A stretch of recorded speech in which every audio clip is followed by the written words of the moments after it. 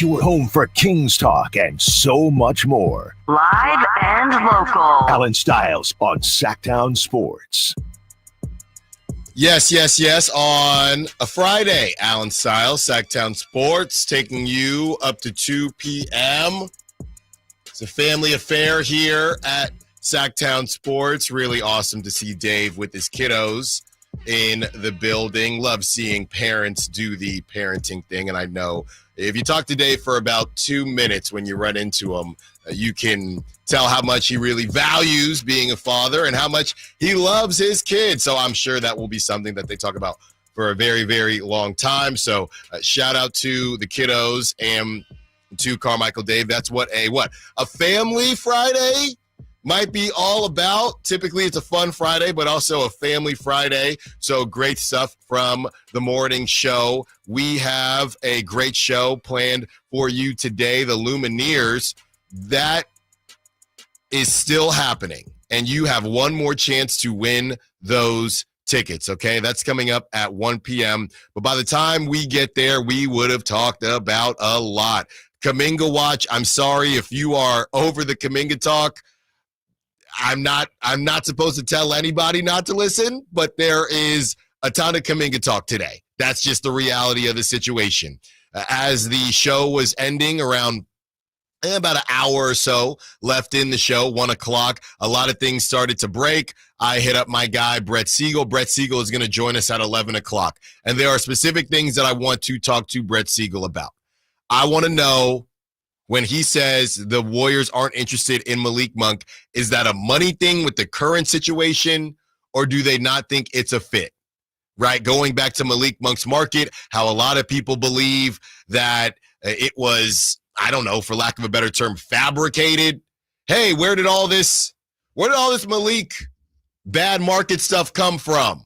We remember he turned down all these contracts to stay in Sacramento. So I want to get to the bottom of that with Brett Siegel and what he's hearing from the Warriors' perspective, because as we know, the Warriors right now are unable to make certain moves simply because of the constraints that they have, right? The base year compensation rules, and they can only receive about half of whatever Kuminga makes. Is that why they're not interested in Malik Monk, or is it more of a culture fit? I've personally heard both from people that are close to the Warriors organization, but I also want to hear from my guy, Brett Siegel, who put out an article on Clutch Points yesterday. So we will break down all of the things that he had to say there.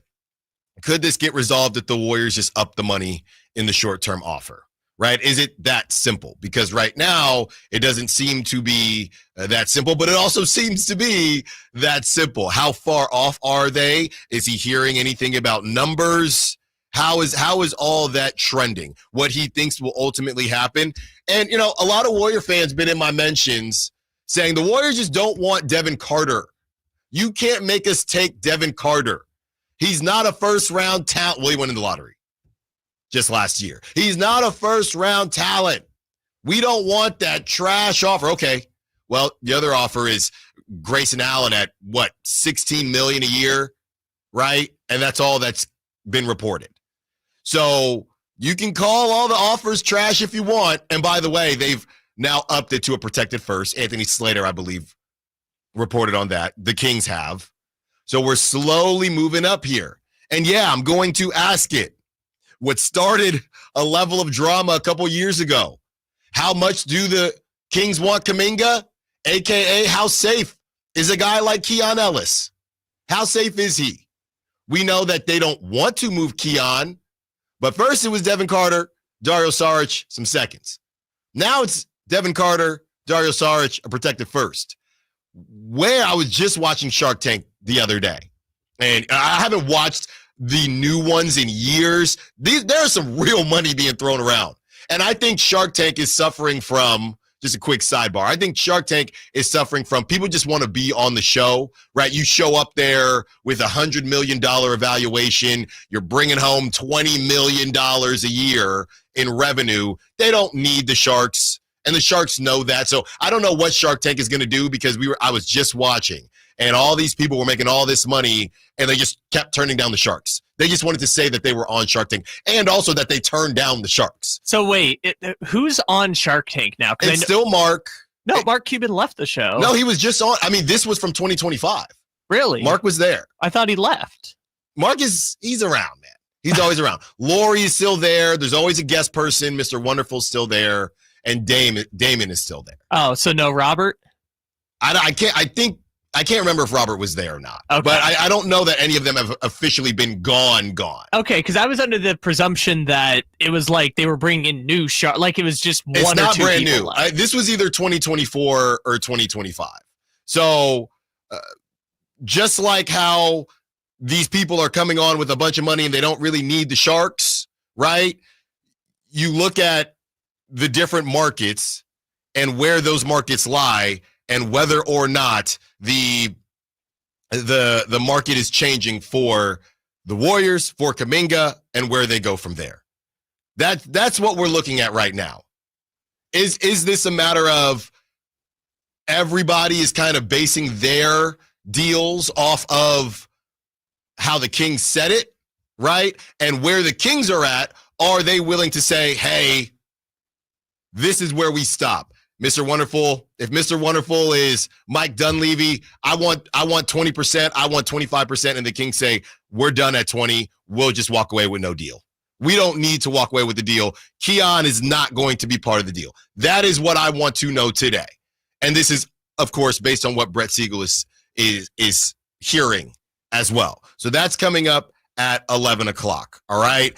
We also have some sound on Sam Vecini, on the young players Isaac Jones and Devin Carter, whose name will be brought up a good bit today. Domantas Sabonis, is it time for a bounce-back season for him? And what does a quote-unquote bounce-back season even look like for somebody who, even though he didn't play up to his standards, still had a pretty darn good season, led the league in rebounds, things like that. But we're not talking enough about Domantas Sabonis and a quote-unquote bounce-back season. Also, speaking of Domantas Sabonis, a Bleacher Report insider predicts that someone will ask for a trade.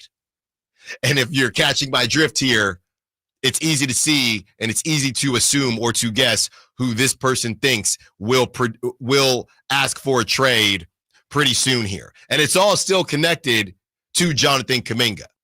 So on a Friday, Jonathan Kuminga is holding up a couple different things, in my opinion. A lot with the Warriors, who I don't know if Al Horford is in Boston. I don't know if DeAnthony Melton he ended up in Brooklyn to rehab his ACL. Those things are being held up. There are also some things within the Kings organization that I think is being held up. Is this why Russell Westbrook hasn't been signed yet? Is this a reason? I'm on record. I think it's a playing time thing. And also from Russell Westbrook's perspective, if the Kings get Jonathan Kuminga, where Russell Westbrook is still running around trying to find his 27 minutes a game that he had in Denver.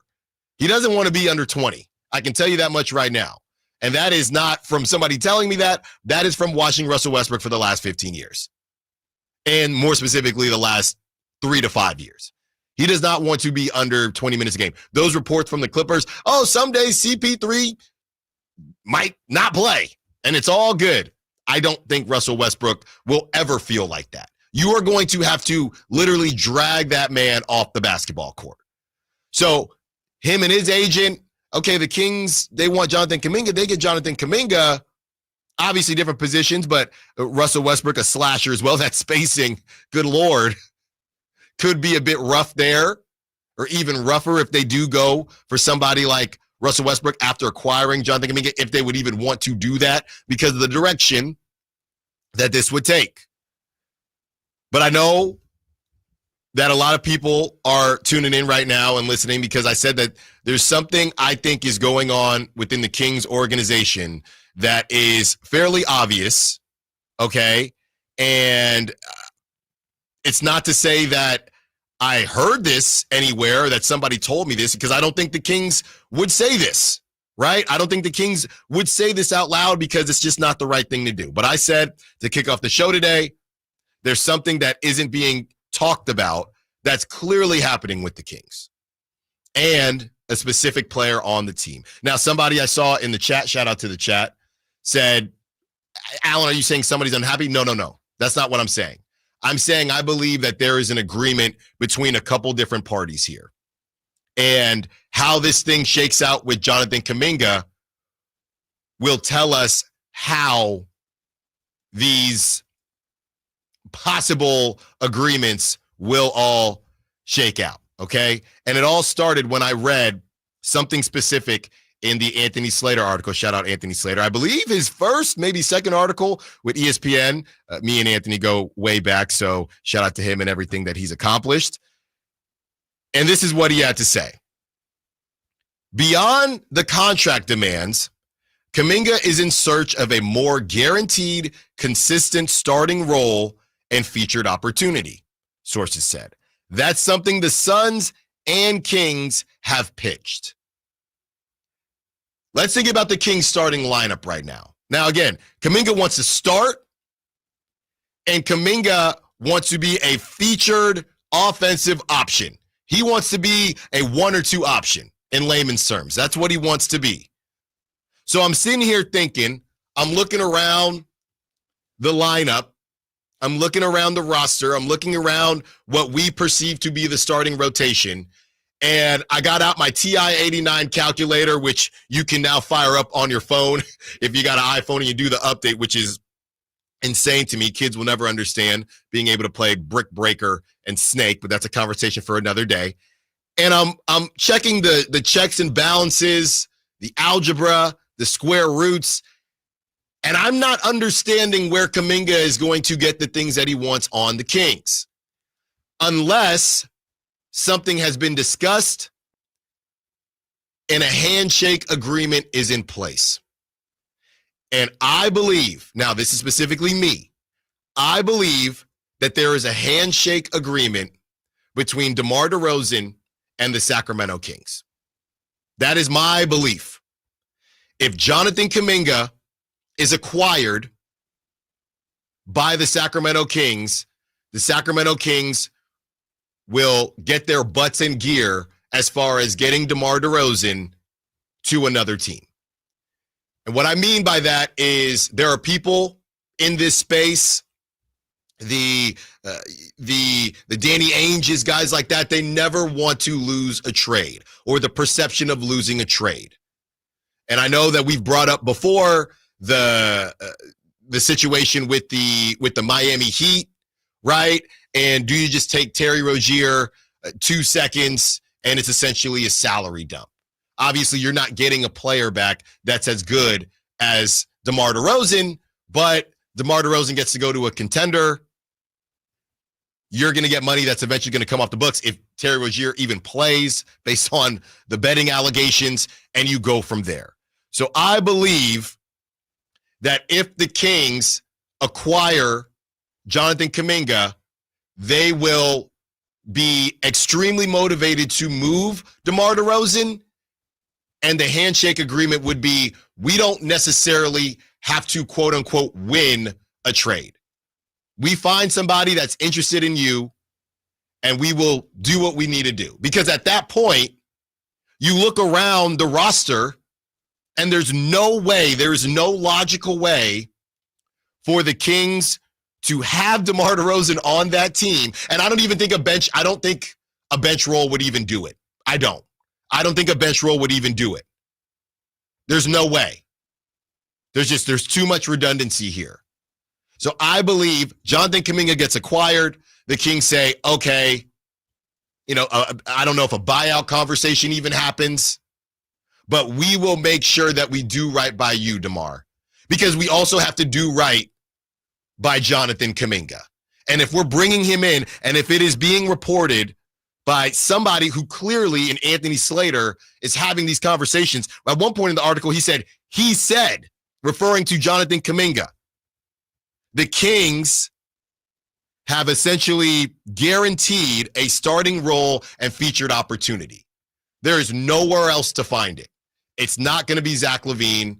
It's not going to be, I guess, technically it could be a Domantas Sabonis conversation. I don't think that's the case.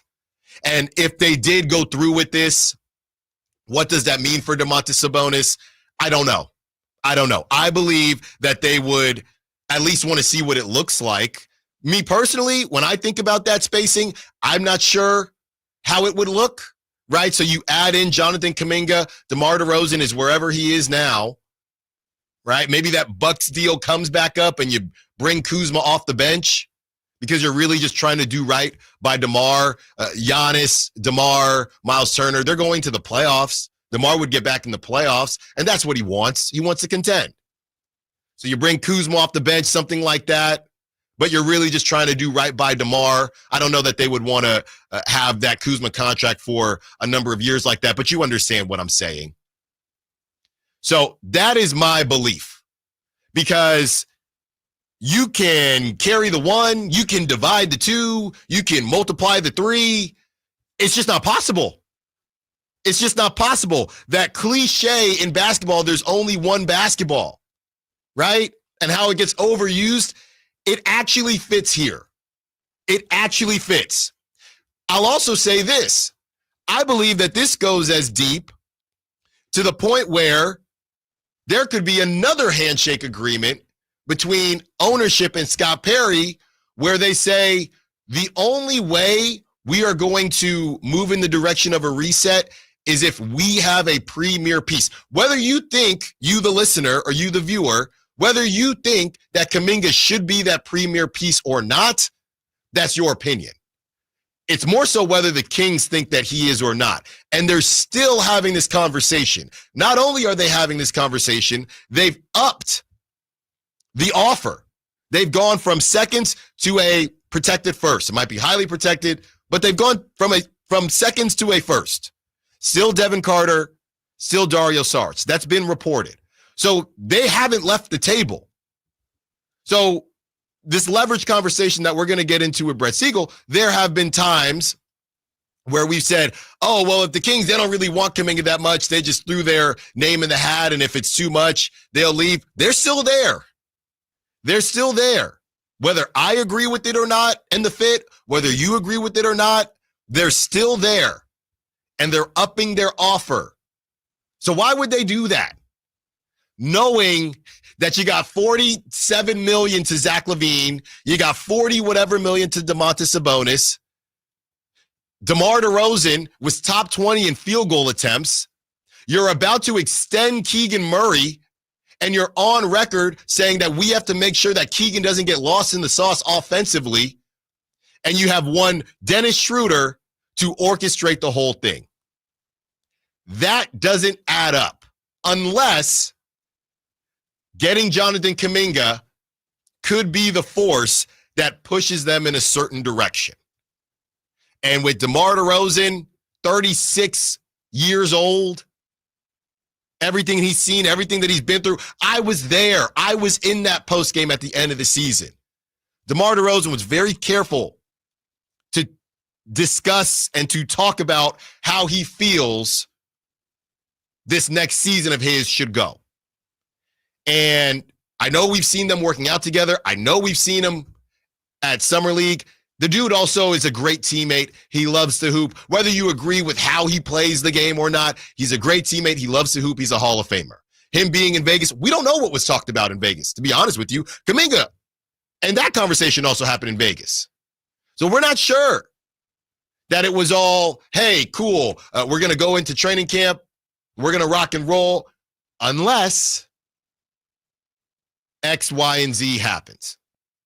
So that is my belief when it comes to DeMar DeRozan, Jonathan Kuminga, and what the Kings may or may not have in place with DeMar DeRozan specifically, and in addition to that, with Scott Perry and ownership.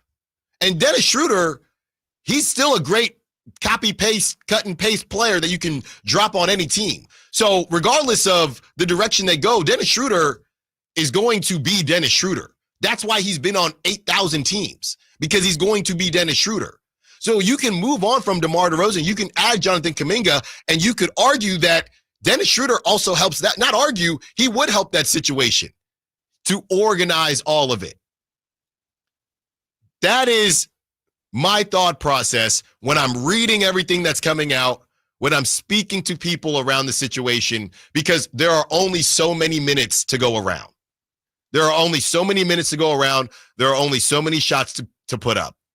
And you can only feature so many players. And you can only do so much at one time. You know how it is when you try to do too much at one time. I'm guilty of it always. And we've talked about Scott Perry before, trying to quote unquote clean up his room. It's now his room. It wasn't his room prior. And how he has to start doing that in certain situations. He's got to clean up stuff off the floor.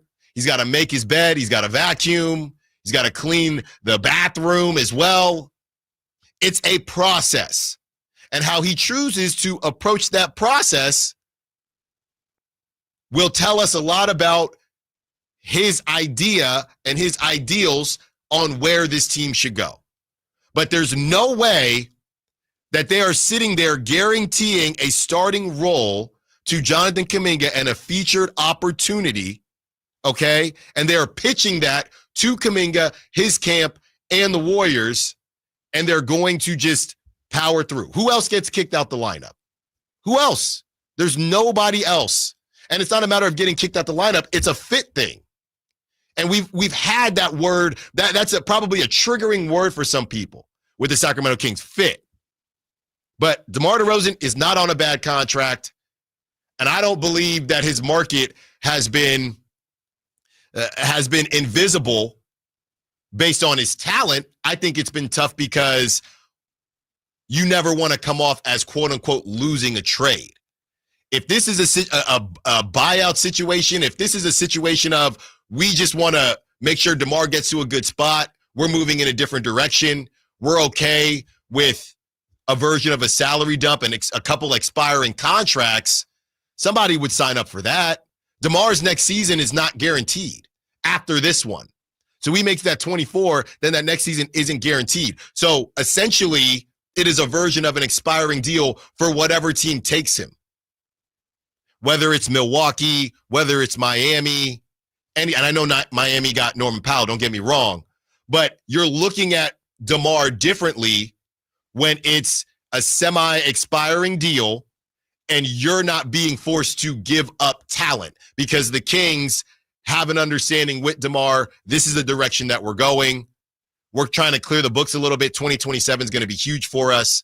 We don't need to be Danny Ainge and come off and say this was a quote-unquote even trade. That's what I believe to be happening. More Kuminga talk when we return. Kuminga and the Kings. It's got a good ring to it, doesn't it? Brett Siegel breaks it all down in his latest Clutch Points article. Allen Stiles, Sacramento Sports. At Fisher Investments, we may seem like other money managers, but we're different. Are you really that different than the rest of us? We are. As a fiduciary, we always focus on what's best for our clients. What services do you offer besides investing? We have a team of specialists in financial planning, estate planning, and more. Your clients rely on you for all that? Yes, we ensure clients receive unparalleled service at every step of the relationship. Okay, but you still sell commission-based products, right? No, because we believe that's a conflict of interest. We prioritize service over sales goals. So then how do your fees work? We have a simple and transparent fee that's a percentage of our clients' portfolios. So we do better when our clients do better. Wow, we're more different than I thought. At Fisher Investments, we're clearly different. Learn more at fisherinvestments.com. Investing in securities involves the risk of loss.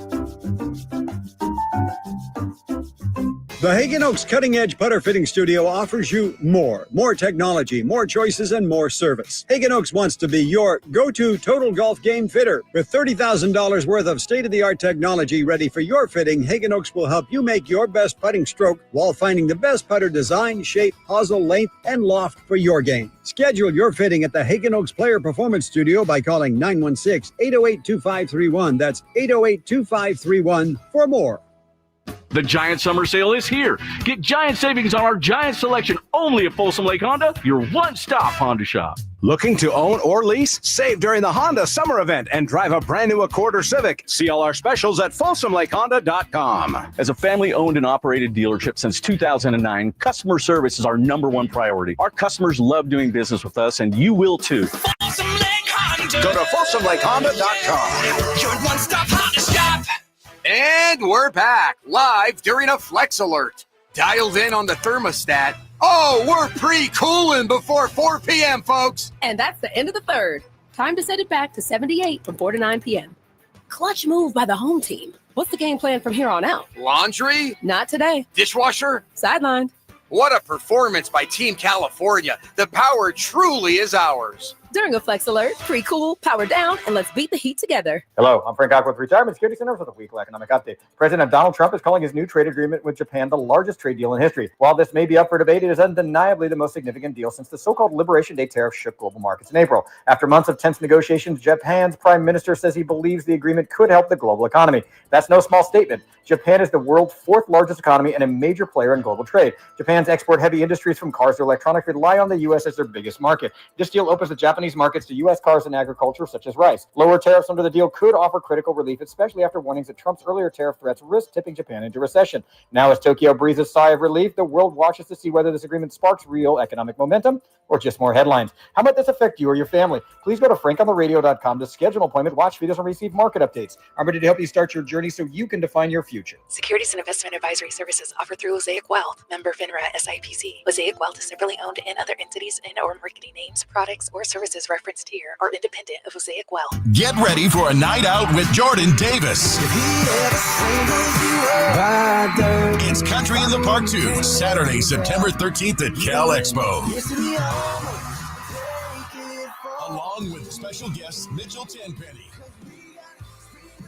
Locash, Vincent Mason, and Abriana. Make it a family day out with food trucks, games, dancing, and more. Saturday, September 13th at Cal Expo. Sponsored by the California Army National Guard and Hop Valley Brewing. Tickets at CITPFest.com. Save $12,000 off MSRP. Every Silverado half-ton 5.3 at Maida's Elk Grove Chevy. $12,000 off new Silverado at Maida Chevy. Now that's big. Huge. See them all at MaidaChevy.com. Together, let's drive. See dealer for details. Excludes work trucks.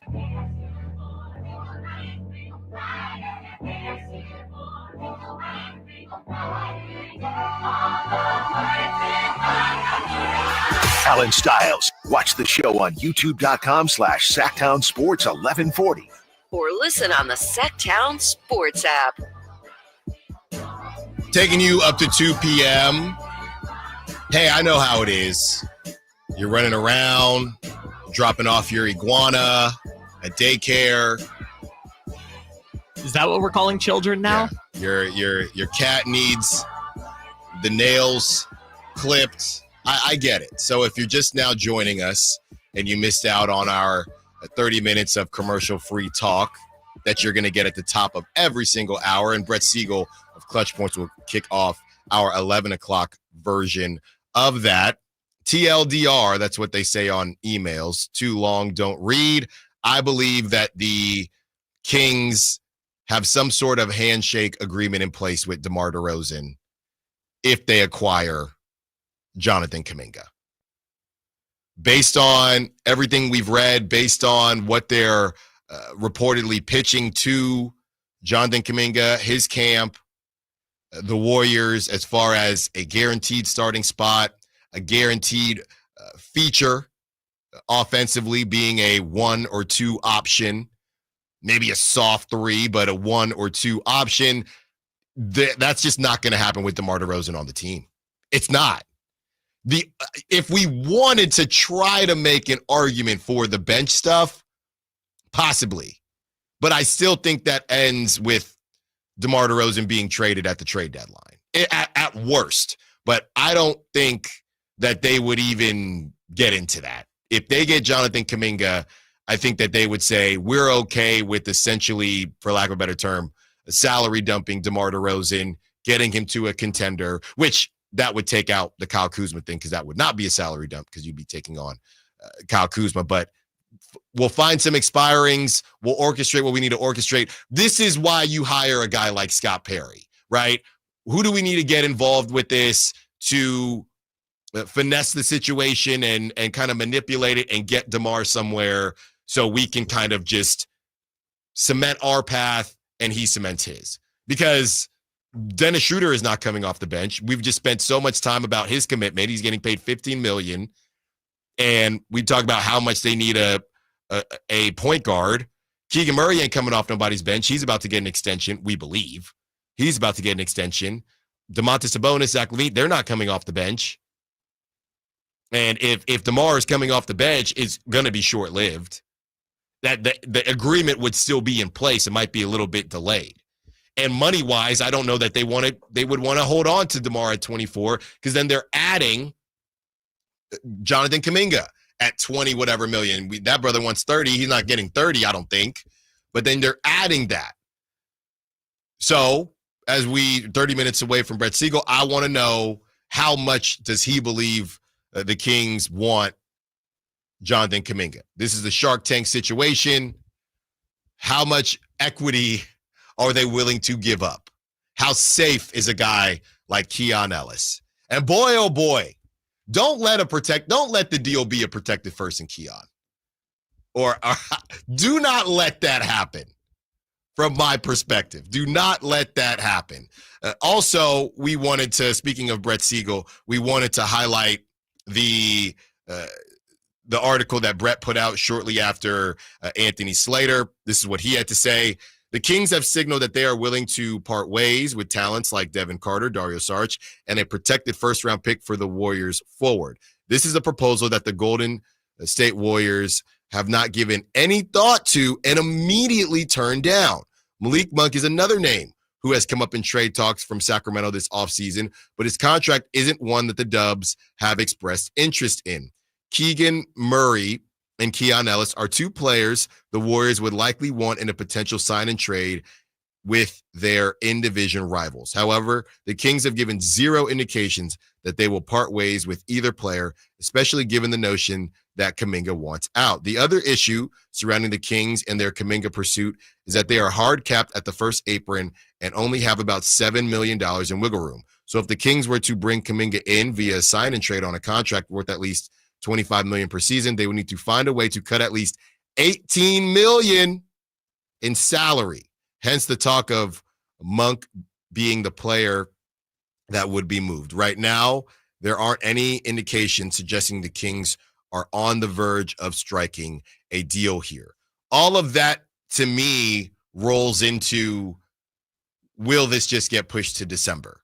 Because you could bring on, and that's why I want to talk to Brett as far as, do the Warriors not like the Malik Monk deal right now with the restrictions, or do they just not like the Malik Monk contract right now at all?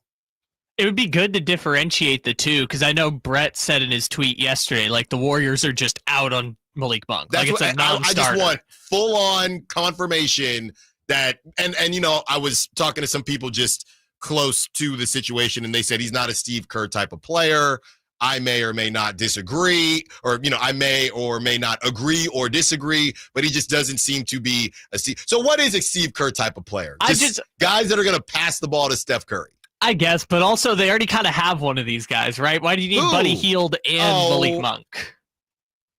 I guess. Yeah, they've already feel like we're kind of duplicating skill sets there if you have Buddy Hield and Malik Monk on your team. But this just turns into, and I think that's a little disrespectful to Malik.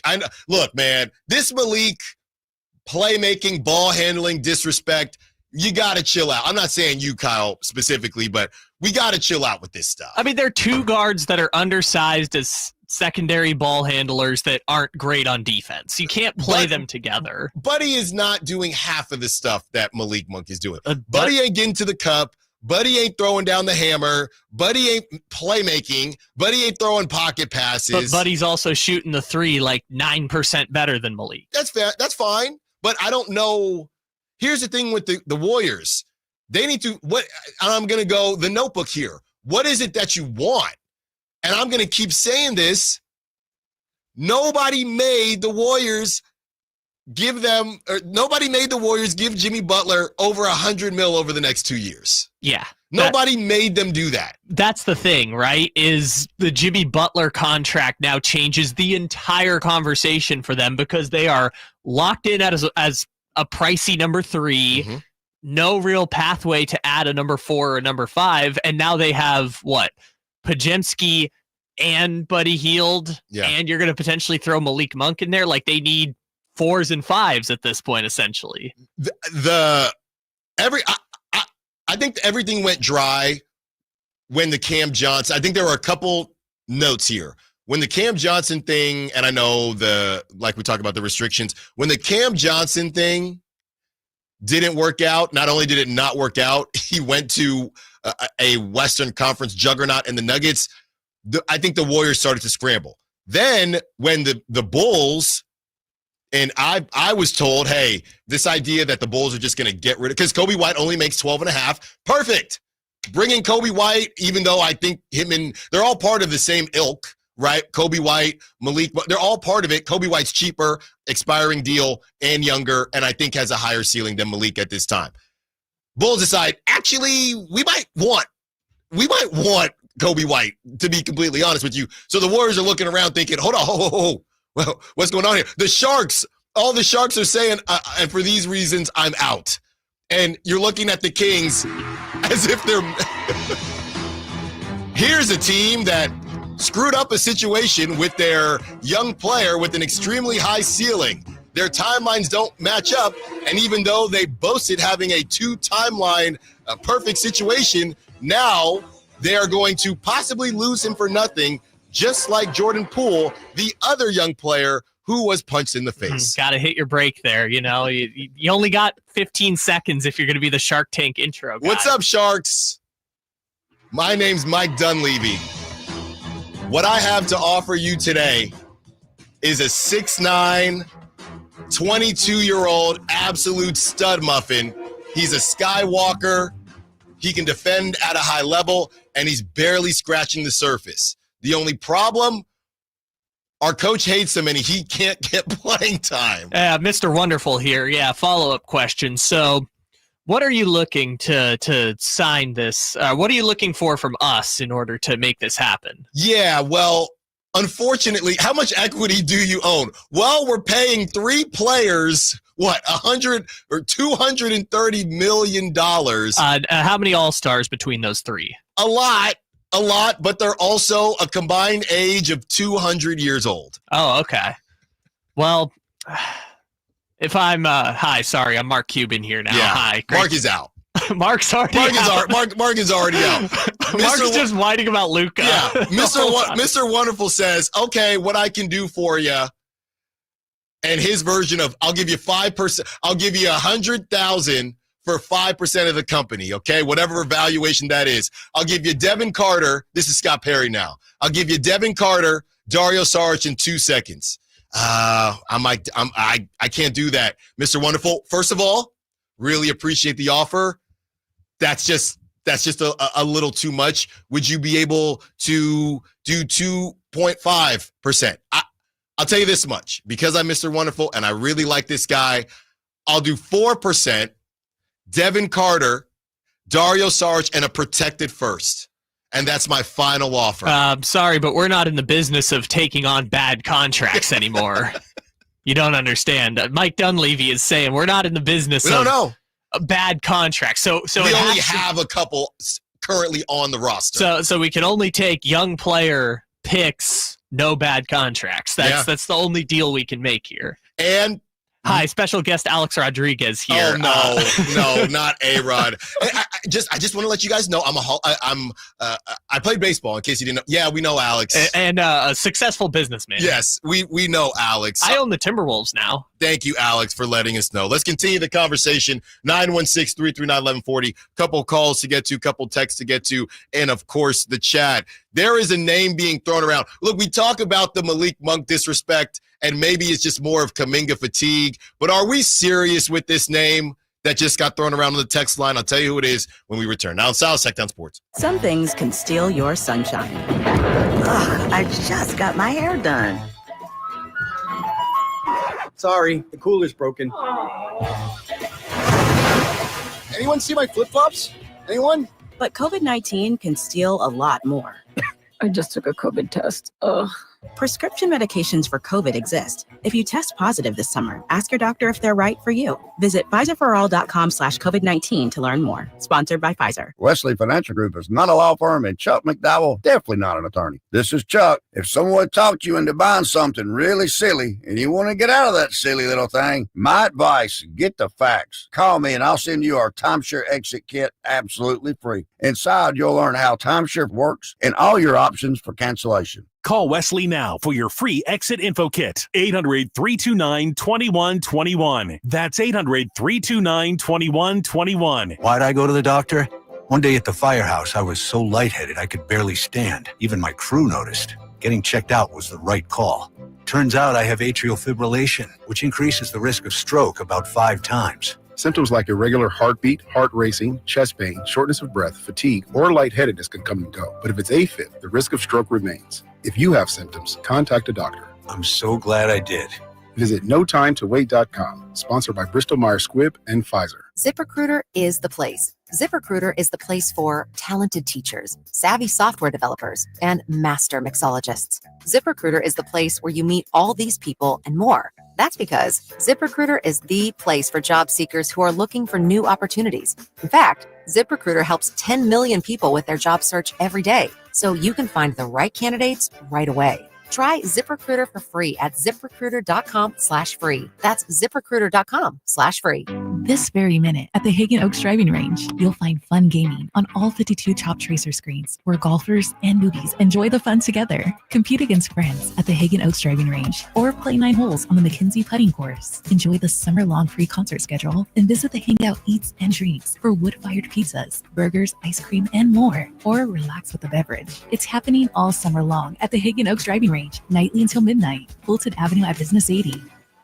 Power Business Technology is proud to be a 100% independent, locally owned and managed Toshiba copier dealer. Local ownership cuts out the red tape, allowing ourselves to never be too busy to personally answer the call when our clients need us. Recognized for excellence in service execution, training, and customer service, we're proud to be named a Toshiba ProMasters Elite dealer since 2021. Contact us today for all of your business printing needs at 844-POWER-BZ. That's 844-769-3729. Or visit us at PowerCopiers.com. Hey, it's Carmichael Dave here for Capital Casino, Sacramento's #1 poker room, inviting you to come join them every Wednesday for their midweek madness drawing, giving away $2,000 in total cash starting at 6 p.m. It's a safe and friendly environment, plenty of well-lit parking available, and it's conveniently located right there in downtown Sacramento. And remember, best food, best service, best games, 411 North 16th Street in downtown Sacramento. For more information, log on to capital-casino.com and gamble responsibly. 1-800-GAMBLER. This summer, the heat keeps coming on the Sacktown Sports Live events calendar. Kicking off when Third Eye Blind and Neon Trees light up the stage on July 25th at the venue at Thunder Valley. Then head up to the lake for not 1, but 2 nights with Old Dominion, August 1st and 2nd at the Lake Tahoe Amphitheater at Caesars Republic. And come right back up August 17th for Glass Animals. On August 21st, flash back to your favorite decade with Lost 80s Rewind featuring Flock of Seagulls at Thunder Valley Resort and Casino. Then get weird with the one and only Weird Al Yankovic live at the Lake Tahoe Amphitheater at Caesars Republic on August 24th. On August 29th, Japanese Breakfast takes the stage at the all-new Channel 24 music venue in downtown Sacramento. And don't miss the legendary Darius Rucker bringing the country heat to the Lake Tahoe Amphitheater at Caesars Republic on September 13th. For tickets and more details, keep it right here on Sacktown Sports or visit sacktownsports.com. If you're not looking for a brand new car, at Elk Grove Honda, we've acquired some of the best pre-owned cars we can find. We've kept only the best of our trades, and our buyer has found some of the finest pre-owned Hondas available in Northern California. You can see for yourself at elkgrovehonda.com. Whether you purchase a brand new Honda or a like-new pre-owned Honda, your car buying experience will be the same. We have the right Honda at the right price. You'll find us in the Elk Grove Auto Mall, Highway 99 and Elk Grove Boulevard. I gotta get an Elk Grove Honda. Celebrate Christmas in July with the Sacramento River Cats on Friday, July 25th at Sutter Health Park. Enjoy holiday-themed fun, exciting baseball, and special giveaways. It's a summer celebration with a festive twist. Get your tickets now at rivercats.com.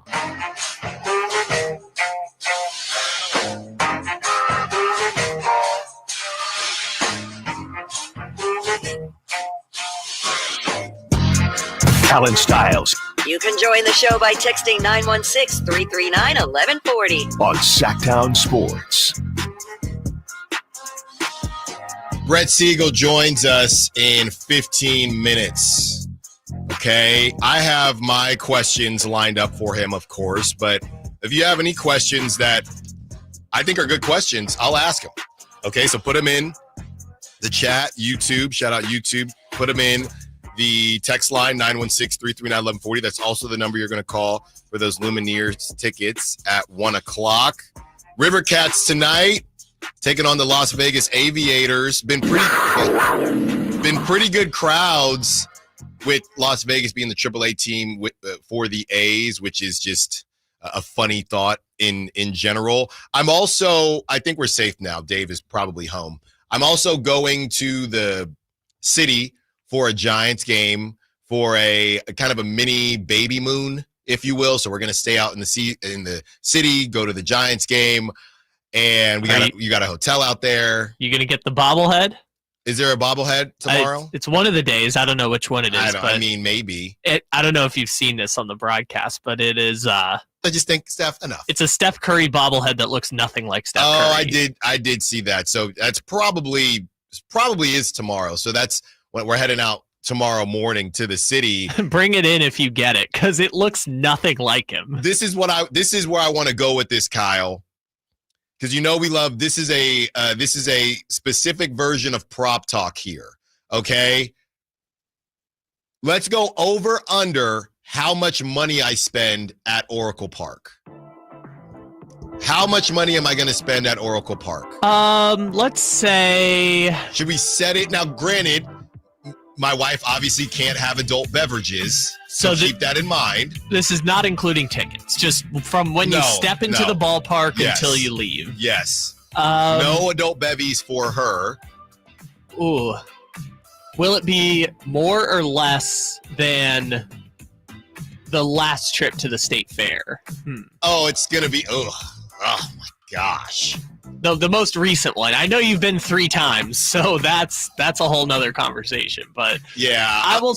Let's set it at one. Let's set it at 150.5. Wow, I was not expecting it to be that high. $150.50. Hey, you go hard at baseball games, huh? Yeah, with her not sipping. But is she gonna get a $28 lobster roll? That's what I'm saying. Is she gonna say, "Well, I'm gonna make up for it because I'm 8 months pregnant"? Oh, don't tell Dave. Yeah, don't tell Dave if you're listening. It's a secret. Everybody you know knows what? but Dave. I believe I'll go under. I'll take the under. So we're trying to keep it under 100, and I hope my wife isn't listening. Yeah, let's. Well, okay, 3 of you going. So just us. No child. No child. Okay, Yeah, that's important. I believe you'll stay under. Baby moon for us means no child. Okay, so we'll stay under. Under $150.50. Yes, I believe you will stay under. What? That's a $28 lobster roll, $20 garlic fries, 4 drinks. Right. Of various kinds and prices. Close. I think honestly, I think we're setting it a little high. I would have set it at like maybe. Okay. How about 125? That's a good one. 125.50. That's what we're set at. Are you going to be buying any merchandise? Kyle, $125.50. That's what it's set at. All right, I'll take the under. Okay. Kyle's taking the under. Let me know what you think. Let me know if you have any, because I feel like I always, just like in Vegas, I feel like I'll leave, and I've been to Oracle 1,000 times. I get the crab sandwich, I take 2 bites and it's gone, and then I leave and I fire up Instagram. Someone's like, come with me to Oracle Ballpark, and it's got all these different places that I've never seen before. So let me know if there are any secret places at Oracle that you can help me find, because somehow I continue to miss them. And we did spend a good bit on the tickets. We're not doing bleachers this time. Oh, you also picked a tough series too. I know. Mets weekend. Mets are rolling. So it's going to be fun. Lindor 0 for 28. Yeah. Hopefully he continues that way. As we prepare for Brett Siegel, who's going to join us at 11 o'clock, and that's another 30-minute set of commercial-free sports talk radio, specifically about your Sacramento Kings. Some of these texts, we're trying to figure out if there are any texts that are good enough on the chat or on the text line to add into our conversation with Brett. Let's see. Well, Jeff is just saying, Alan, take a step back. The good organizations don't want Kuminga. The bad organizations want him. Who is correct? I'm banking on the good organization. Also, going back to that tease when we finished the last segment, there's a 916 saying, I think Kessler Edwards would be a better option than Kuminga. And that's where I'm saying, is this, you have to elaborate. Is it because of Kuminga wanting to be a dude and everything that comes with Kuminga? Because let's be real here. Kessler Edwards, bless his heart, is 24 and as of right now, if I'm not mistaken, out the league. Well, yeah, he's not on a team right now. That's why he's available. Yes, he's out the league right now. So is that more so about everything that comes with Kuminga? Because let's not do the thing where I just don't even want him. Kessler Edwards is better than this guy because he's not. Jonathan Kuminga was dropping 20 in high stakes playoff games. Now, were the Timberwolves okay with that? I believe so, yes. But he was dropping 20 in high stakes playoff games with no Steph Curry. He showed us what he can do. And if he finds somebody that believes in him and that says, hey, man, you can be the guy, but there are certain things that we also need you to do that come with that. You can't just play offense and not want to rebound, and he can defend. Don't get me wrong. He has all the traits to defend, and we've seen him defend at a high level before. So if you don't want to deal with Kuminga, the drama, okay. But let's not sleep on Kuminga, the talent. I got into it with Whitey Gleason. He keeps saying this at the end of every crosstalk, and I know he's out this week. Everybody taking vacation besides me, by the way. I'm a grinder. I'm a grinder. I haven't taken a vacation in like 8 months. I mean the hosts. And you were in San Diego one day. Yeah, you were. Sure, I took 2 days off. And I marked that down because, yeah, you were. But Whitey Gleason, when we have 2 minutes left on the crosstalk, says, I'd rather have Devin Carter than Jonathan Kuminga. I'm not going to get at Whitey Gleason. I've known Whitey Gleason for a very long time. And he says it when we have 2 minutes left in a segment. Very similar to what I'm doing right now. But I need to know, and I think I did call him out the last time he said this, you're not talking about talent. You're talking about everything that is apparently coming with the Kuminga package. You're not taking Devin Carter over Jonathan Kuminga as a player. You're saying based on situation, based on these reports, clearly he has a relationship with Anthony Slater because Anthony Slater is saying, literally, I'm talking to this guy, right? He said this in these articles, and he continues to say, I want to be a dude. On wherever I go next, I got to be a first or second option. I got to be, and I'll give him this. You can disagree with it or not, because do I want that thought process? It's not that I mind it, because some could argue that's Mamba mentality. It's not that I mind it, but at the same time, I would like him to go about it a different way. At least we know what we're getting into. Right? Scott Perry, anybody that does trade for Jonathan Kuminga, you're not going to get him into camp thinking, hey, okay, cool, he's all right being Nickeil Alexander-Walker, and now all of a sudden he gets into camp, you trade for him, you pay him $25 million, which is more than Nickeil Alexander-Walker is making, and all of a sudden he wants to be a guy. If you make a move for him, you knew what you were signing up for. So I will say that. At least he's putting it on the table. Yeah, I think to Whitey's point, there's kind of two distinct conversations there. It's either this is a macro conversation about the middle class of the NBA and an unproven player, or, hey, I think Devin Carter's going to be pretty good, right? Those are the two different situations, and we can ask him on Monday what he thinks. When we return, all right, Brett Siegel joins us talking all things Kuminga. We are getting to the bottom of some of these questions, whether it's Malik Monk and the disinterest from the Golden State Warriors, and how safe is Keon Ellis right now. Allen Stiles, Sacramento Sports. This is the story of the one. As a safety manager at a manufacturing plant, he does everything he can to keep his coworkers safe. From finding ways to reduce risks to keeping safety supplies in stock. And for that, he relies on Grainger. Grainger offers a broad range of quality products and next-day delivery, so he can always play it safe. Call 1-800-GRAINGER, click Grainger.com, or just stop by. Grainger, for the ones who get it done. Are you having trouble hearing? Hearing loss can devastate the quality of your life. Now, there's an affordable fix for you or your loved one. Rated the best hearing aids of 2025 by Forbes Health, Audion Hearing has the highest quality hearing aids at the lowest prices, starting at just $98 a pair. I actually like them better than my old $5,000 hearing aid. I could not believe how my hearing and life changed. Join over 1 million happy customers by going to audionhearing.com. That's AUDIEN hearing.com. This message comes from Viking, committed to exploring the world in comfort. Journey through the heart of Europe on an elegant Viking longship with thoughtful service, destination-focused dining, and cultural enrichment on board and on shore. With small ships that bring travelers closer to the destination, there's more time to explore. And every Viking voyage is all-inclusive, with no children and no casinos. Discover more at Viking.com. With 25 award-winning years in Northern California, Ashton & Price is your local injury law firm. Pro attorney tip: if a firm presents as local but they're in LA, red flag.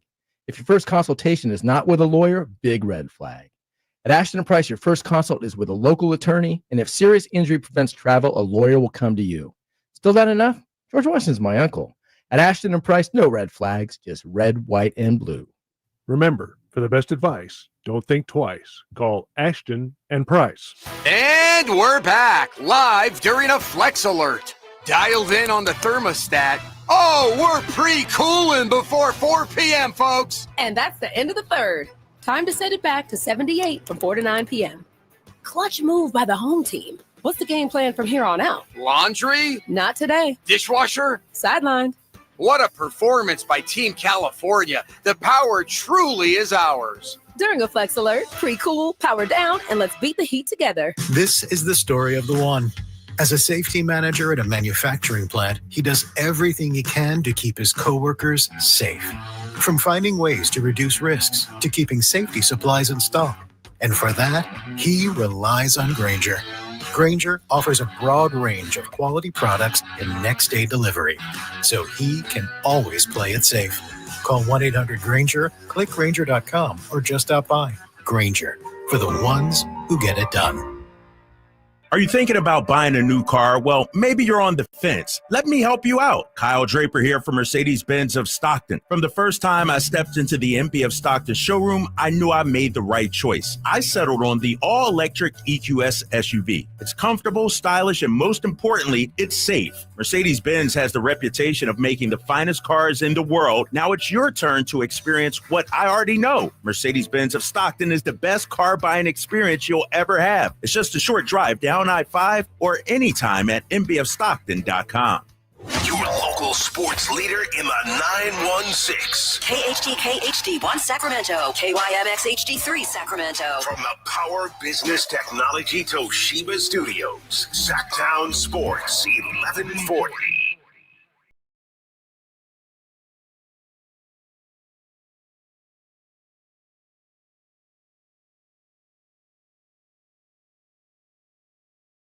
Your home for Kings talk and so much more.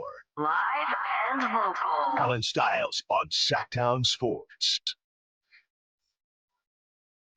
As promised, we are joined in the 11 o'clock hour on the Allen Stiles Show, Sacktown Sports. We are joined by the one, the only, Brett Siegel.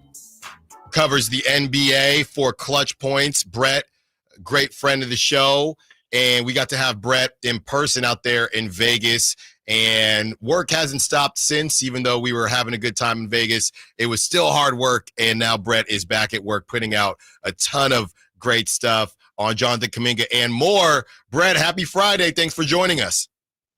Hey, Alan. How's it going, man? I'm good, man. I cannot complain. There might be some complaints from Kings fans based on what the Kings might want to give up to acquire Jonathan Kuminga. Brett, we read your article and some of the excerpts of it. Great stuff. If you haven't read it, check that out on Clutch Points to all the listeners and viewers out there. Brett, one thing I'm not struggling with, but trying to figure out, but who actually has the leverage right now when you talk about, and we can leave the Kings out of it for a second, just between Jonathan Kuminga and the Warriors? Because at some point you got Al Horford in limbo, DeAnthony Melton in limbo, Seth Curry in some type of limbo as well. They're the only team that haven't made any transactions. You go to NBA.com and it just says NA. Who actually has the leverage as of 11:01 a.m. Pacific time? It's tough because there's so much that goes into this of different stipulations with restricted free agents. And obviously we had the whole sign and trade scenarios with Jonathan Kuminga.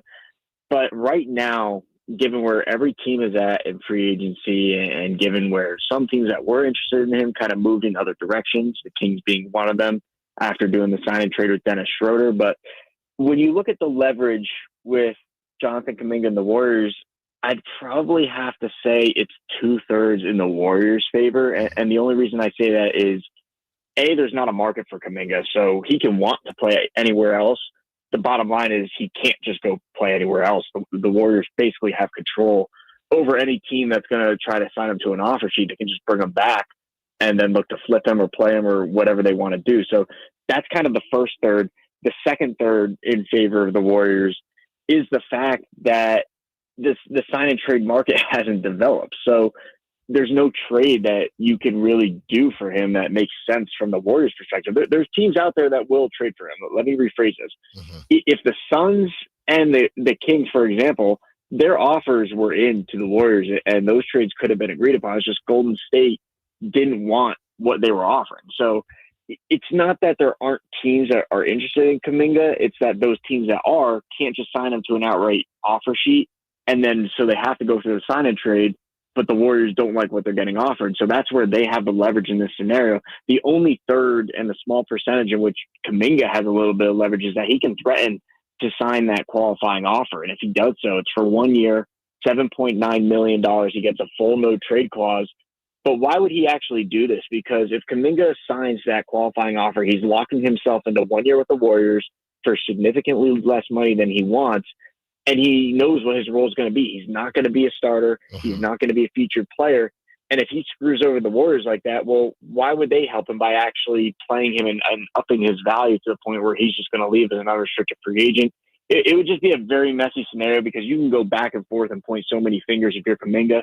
You can point fingers if you're the Warriors. And at this point, we're kind of just in a holding pattern waiting to see which side blinks first. So, and talking to Brett Siegel here, NBA writer for Clutch Points. So as far as the short-term deal is concerned, Brett, do you know how far apart? Do you know what maybe has been offered to Jonathan Kuminga? And to what you said in the last question that I asked you, are the Warriors just essentially saying, yeah, we don't think you're going to sign the qualifying offer, and whether we're offering you 18 a year for 3 years, we think you're eventually just going to sign that 18 for a year for 3 years or 2 years and a player option, and then we'll just move you in December? Yeah, I think that there is a little bit of calling bluff on the qualifying offer simply because it hasn't worked with restricted free agency in the past. We've seen guys take the qualifying offer to bet on themselves, and it just has not worked out. And obviously things go south with where they are in their situation. So there's talk of that right now that, he could be the one restricted free agent to take that qualifying offer.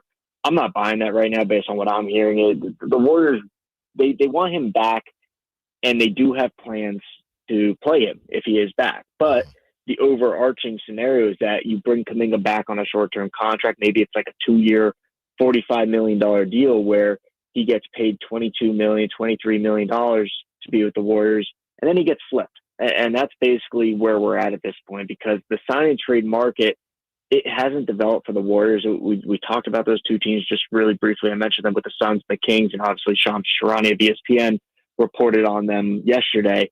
But the thing about those packages is that you're most likely going to need to get another team involved because the Warriors don't want to take back long-term salary. I know me and you have mentioned from the Kings' perspective, Malik Monk, well, he's still under contract for 3 more years. And while he's a player that could fit in well with what the Warriors need, it's just the money's the issue. And it's the same thing with Grayson Allen from the Phoenix Suns. So if those are the main guys that you're going to be offering up in a sign and trade, you're going to have to get another team involved to take on that contract. And at that point, well, there's no teams that can take on those contracts this late in free agency. And the other side too is why would they want to help the Warriors in this situation and give up a player that they really like? So that's kind of where we're at. And that's why I say, if you bring Kuminga back on a short-term contract and you can flip him in January or before the trade deadline in February, there's a lot more optionality. There's a lot more teams that I think would be engaged in those conversations simply because there's going to be dead contracts by the middle of the year. There's going to be teams looking to tank, and there's going to be teams that are going to be wanting a 22, 23-year-old high-flying athletic wing and forward that presents a lot of upside for the future. That takes us right into the King side of this, Brett, talking to Brett Siegel of Clutch Points. Go check out his latest article on Jonathan Kuminga and Siegel Scoops that continues to come out with a lot of great information beyond Jonathan Kuminga.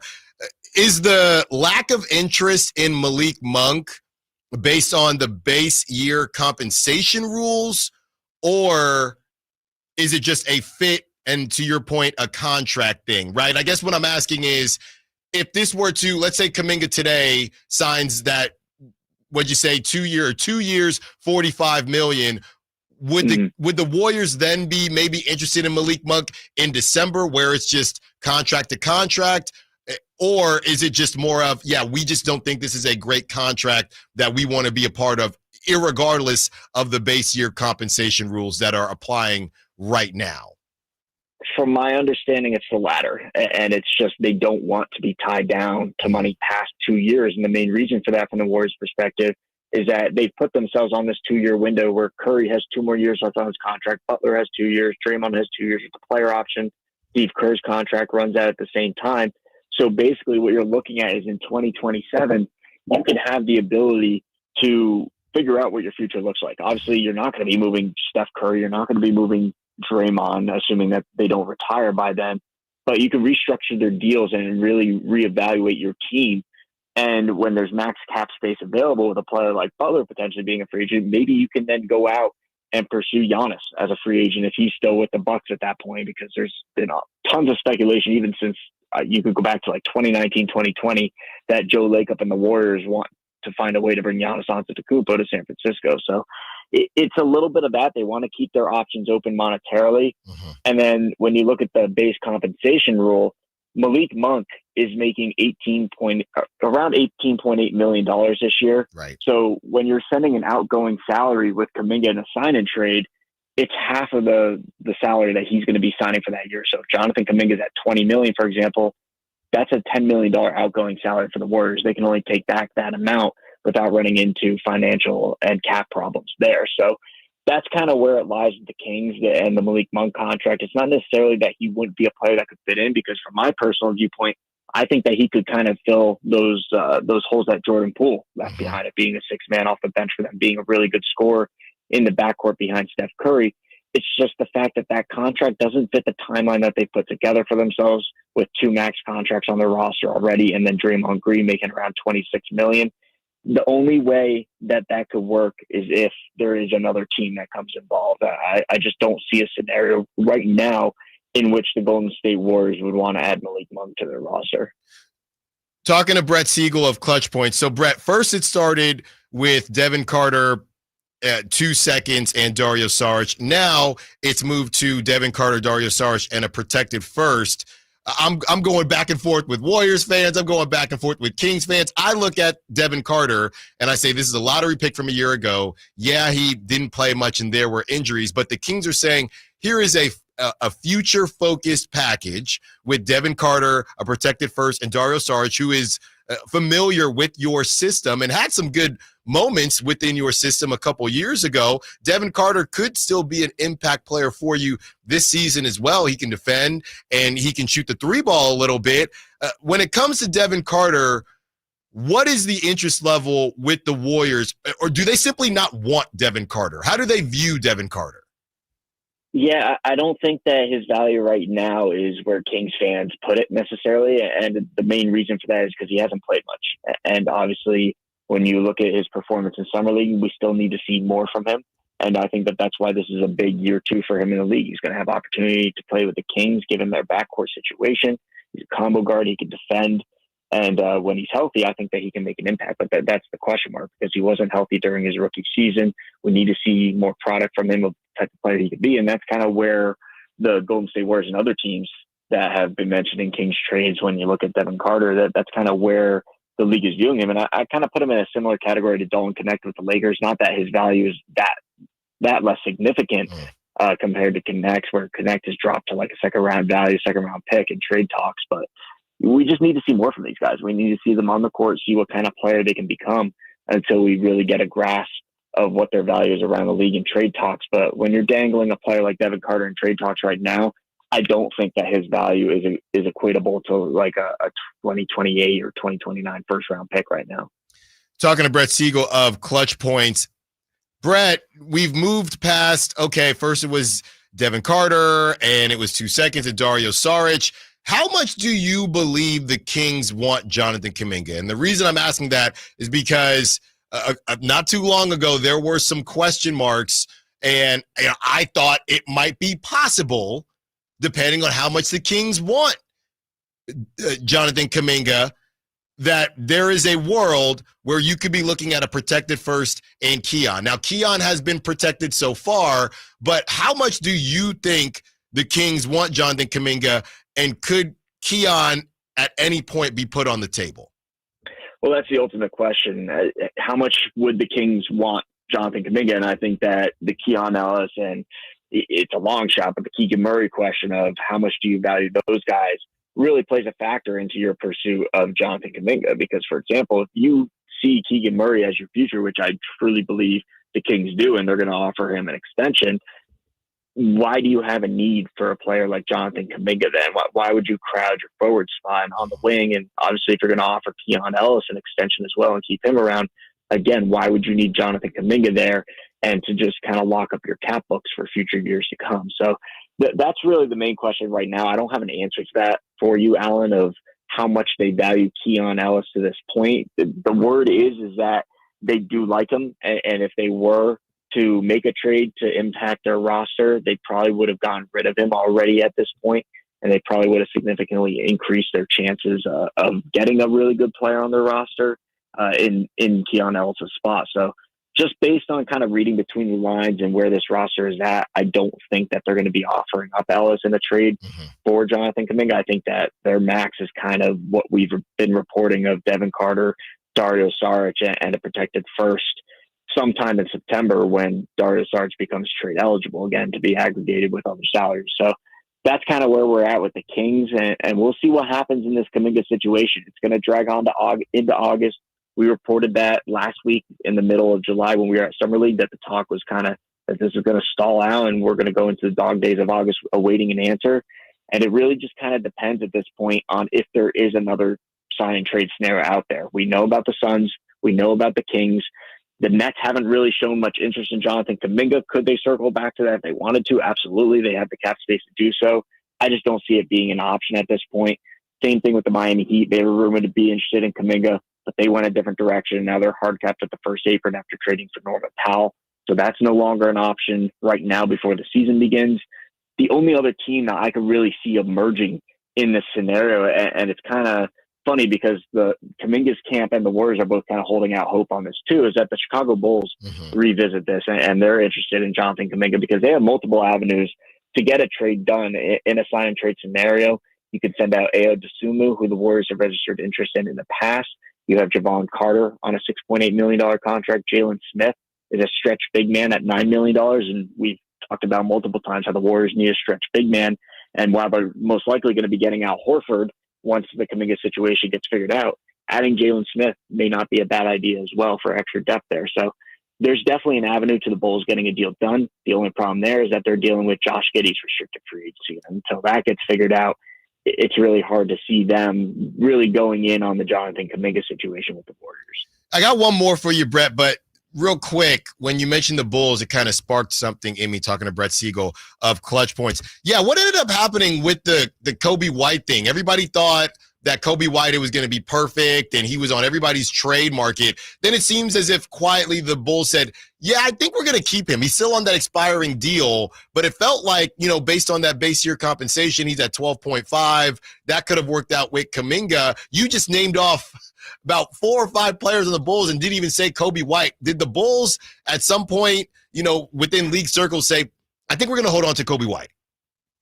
Yeah, before Summer League, it seemed like that he was going to be their main trade asset this offseason, and rightfully so. He had just barely below an all-star level season last year. I think that he really emerged and had his best year in the league with the Bulls and solidified himself as a key building block moving forward, averaging 20 points per game, shooting around 37% from three. So Kobe White's still only 25 years old. He presents a lot of upside next to a main facilitator and ball handler like Josh Giddey moving forward. And the word from Summer League is that the Bulls don't want to trade him, that they just don't see any value right now in giving him up and kind of starting over and backtracking and getting another young player that they would have to develop. They've spent years developing Kobe White, and now they're starting to see what the finished product could look like. He's playing well for them. He's going to be one of the faces of their franchise with Matas Buzelis and Josh Giddey. That's kind of what the hope is right now, and they can continue building this young core out. But they much rather get rid of some of those other guys that are going to be on expiring deals. And Ayo Dosunmu has widely been talked about with multiple teams this offseason. Obviously, Javon Carter has that expiring deal. And then Kevin Huerter is going to be on an expiring $18 million contract as well. So the Bulls are going to have cap space moving forward.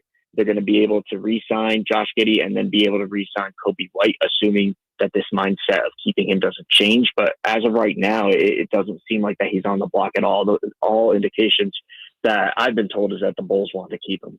Talking to Brett Siegel of Clutch Points. Brett, okay, now one more for you. And I kind of kicked off the show this way because based on what I read from the Anthony Slater article and the idea that the Kings have pitched, hey, you're going to be a starter, you're going to be a featured piece offensively, which is what Jonathan Kuminga continues to say. I'm doing the math here, Brett, and I'm just not understanding how the Kings are going to do this with specifically DeMar DeRozan on the team, because I just think the other pieces are just not going to move. Let's say the Warriors today, you get off this call and it's breaking news. The Warriors and the Kings agree to a deal with Jonathan Kuminga. They decide, the Warriors say, screw it, we'll take the protected first, Devin Carter and Dario Saric. What in the world would happen to the Kings starting lineup? Because, Brett, I believe that there has to be some type of handshake agreement between DeMar DeRozan and the Kings that if they get Kuminga, they'll basically facilitate a way for DeMar to get somewhere, because there's not enough minutes, there's not enough balls on the court. It just, I don't get it. I don't see it, Brett. Right, and that's why I don't really see a scenario right now where the Kings will actually get Jonathan Kuminga, because you just create a logjam for yourself, like you said. And the whole thing of getting Kuminga is that he wants to be a starter. He wants to be a featured young player that can grow into an all-star in this league. Well, you're basically going to a lateral situation if you're Kuminga, where you're not going to be in front of Levine. You're not going to be in front of Sabonis. You're not going to be in front of DeRozan. I find it hard to believe that they would value him more than Keegan Murray. So you're still the fourth or fifth guy on this team, just like you are on the Warriors right now. So it doesn't make sense for me if I was Kuminga's agent, or if I was even him, that I would want to go to the Kings unless they were just going through a complete reset and they were going to get rid of some of those guys at the top of the list. Obviously, getting rid of DeMar DeRozan, yeah, that would make a lot of sense if you were going to get Jonathan Kuminga. But who's going to take DeRozan right now? And the answer is no one. There's no team out there this offseason that would want to trade for DeMar DeRozan unless there were assets attached to it. So that's kind of why I circle back to our conversations that we've had before, Allen, where I think that DeMar DeRozan's market is going to open up a little bit more around the trade deadline. And obviously, when you have injuries around the league, you have teams that are going to say, you know what, let's go all in and really try to push for a playoff spot, or push for a championship, or whatever it be.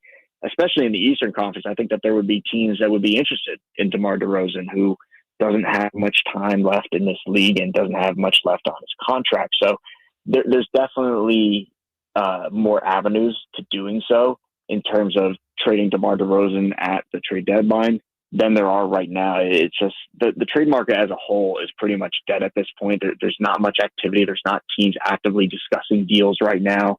It's just more so the talks that we've reported and talks that you hear of trade rumors are just feelers at this point, and mainly to set up from a few months from now when we have the trade deadline of what kind of value you can get for player A, B, and C, and really teams doing their due diligence of what their roster looks like heading into training camp. Brett Siegel, national NBA insider and reporter for Clutch Points. Brett, thank you so much, man. Great job as always. Thank you for all the information, and we will talk to you again soon. No problem, Alan. You have a great weekend. Same to you, my guy. That was Brett Siegel of Clutch Points. Brett always has a lot of great information for us. And okay, we're going to break all this down. There's a lot to take in, but the number one thing being, and this is what Brett has reported, this is what a lot of people have reported, the Kings are essentially going back to the Shark Tank comparison. The Kings are essentially sitting at, this is what it is, right? And we don't know. Thank you, Kyle. We don't know that it's going to move forward, but we're not going to bring anything else to the table. Thank you, Kyle. We're not going to bring anything else to the table. That's how Brett Siegel at least sees it as of right now. That could continue to change, but the way DeMar DeRozan has been involved, I think they're saying, I do believe in everything I said to kick off the show. I just think that the other part of it is it's a low percentage that it happens, because we are not, unless the Warriors just wake up and say, you know what, we're done with it. We'll just move forward. We like what we've seen from Devin. He's got NBA blood. He was a former lottery pick. We get a protected first. We get Dario Saric, who does do some things that we like. Let's just move forward with it. Let's just move forward. During the conversation, we're going to break down everything that Brett had to say. 916-339-1140. How are you feeling based on that conversation? But during that conversation, a text came in that had some of the best context that I've seen in a long time. Is probably the text of the day so far. Now, it maybe isn't as simple as it may seem in regards to Keon Ellis and whether or not he should be on the table, but I do think that it is a very, very interesting way to look at it. We react to Brett, we read off that text, and we get to your calls, your texts, and your chat. Allen Stiles, Sacktown Sports. Hi, I'm Frank LaRosa with Golf to Go. I love spending a day on the golf course with invited friends, but not with uninvited mosquitoes, which can carry serious diseases like West Nile virus. Don't let mosquito bites ruin your round or your health. Stay safe while playing golf, hiking, or enjoying the outdoors with family.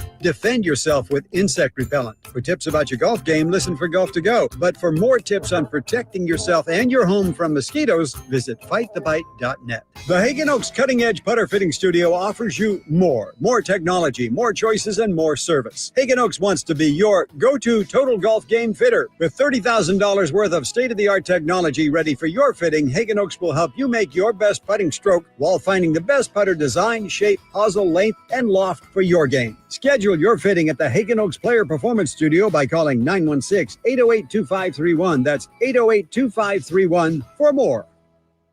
If you love to travel, Capital One has a rewards credit card that's perfect for you. With the Capital One Venture X card, you earn unlimited double miles on everything you buy. Plus, you get premium benefits at a collection of luxury hotels when you book on Capital One Travel. And with Venture X, you get access to over 1,000 airport lounges worldwide. Open up a world of travel possibilities with the Capital One Venture X card. What's in your wallet? Terms apply. Lounge access is subject to change. See CapitalOne.com for details. Why'd I go to the doctor? One day at the firehouse, I was so lightheaded I could barely stand. Even my crew noticed. Getting checked out was the right call. Turns out I have atrial fibrillation, which increases the risk of stroke about 5 times. Symptoms like irregular heartbeat, heart racing, chest pain, shortness of breath, fatigue, or lightheadedness can come and go. But if it's AFib, the risk of stroke remains. If you have symptoms, contact a doctor. I'm so glad I did. Visit notimetowait.com. Sponsored by Bristol-Myers Squibb and Pfizer. Play and win to take your loyalty to new heights at Sky River Casino. Join Sky River Rewards today for a chance to receive up to $2,500 in free play. Plus, you'll be in the know about upcoming special events and offers. Just minutes from Sacramento, right off Highway 99 in Elk Grove. Join in the fun with rewards that add up and up. Sky's the limit at Sky River Casino. Visit us to see how. Must be 21 or over. Gambling problem? Call 1-800-GAMBLER. When you're hiring, have you ever felt like you're missing out on meeting great candidates? Well, they're not hard to find when you go to ZipRecruiter. ZipRecruiter helps 10 million people with their job search every day. People who are actively looking for jobs like yours. So it's easy to find the right person fast. 4 out of 5 employers who post on ZipRecruiter get a quality candidate within the first day. Try ZipRecruiter for free at ZipRecruiter.com/free. That's ZipRecruiter.com/free. This message comes from Viking, committed to exploring the world in comfort. Journey through the heart of Europe on an elegant Viking longship with thoughtful service, destination-focused dining, and cultural enrichment on board and on shore. With small ships that bring travelers closer to the destination, there's more time to explore. And every Viking voyage is all-inclusive, with no children and no casinos. Discover more at Viking.com. And we're back, live during a Flex Alert. Dialed in on the thermostat. Oh, we're pre-cooling before 4 p.m., folks. And that's the end of the third. Time to set it back to 78 from 4 to 9 p.m. Clutch move by the home team. What's the game plan from here on out? Laundry? Not today. Dishwasher? Sidelined. What a performance by Team California. The power truly is ours. During a Flex Alert, pre-cool, power down, and let's beat the heat together. Get ready for a night out with Jordan Davis. It's Country in the Park 2, Saturday, September 13th at Cal Expo. Along with special guests Mitchell Tenpenny, Locash, Vincent Mason, and Abriana. Make it a family day out with food trucks, games, dancing, and more. Saturday, September 13th at Cal Expo. Sponsored by the California Army National Guard and Hop Valley Brewing. Tickets at CITPFest.com.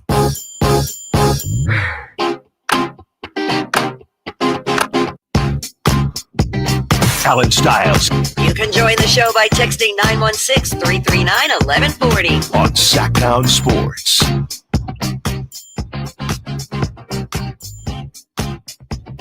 Thanks again to Brett Siegel,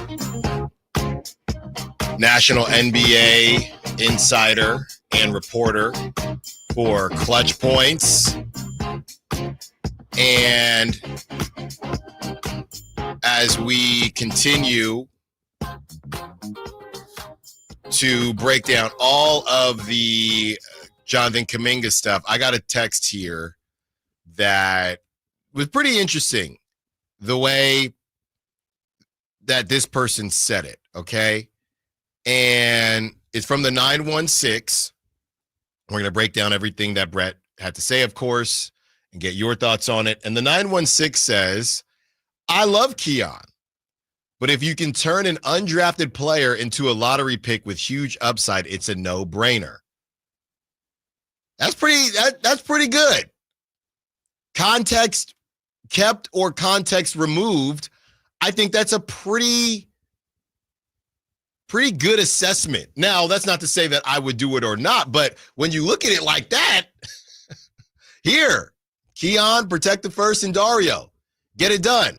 Brett doesn't think that Keon's going to come to the table, but I do think it should be mentioned. If you like Jonathan Kuminga enough, and that's what even Brett said, I'm still trying to figure out how much the Kings actually like him.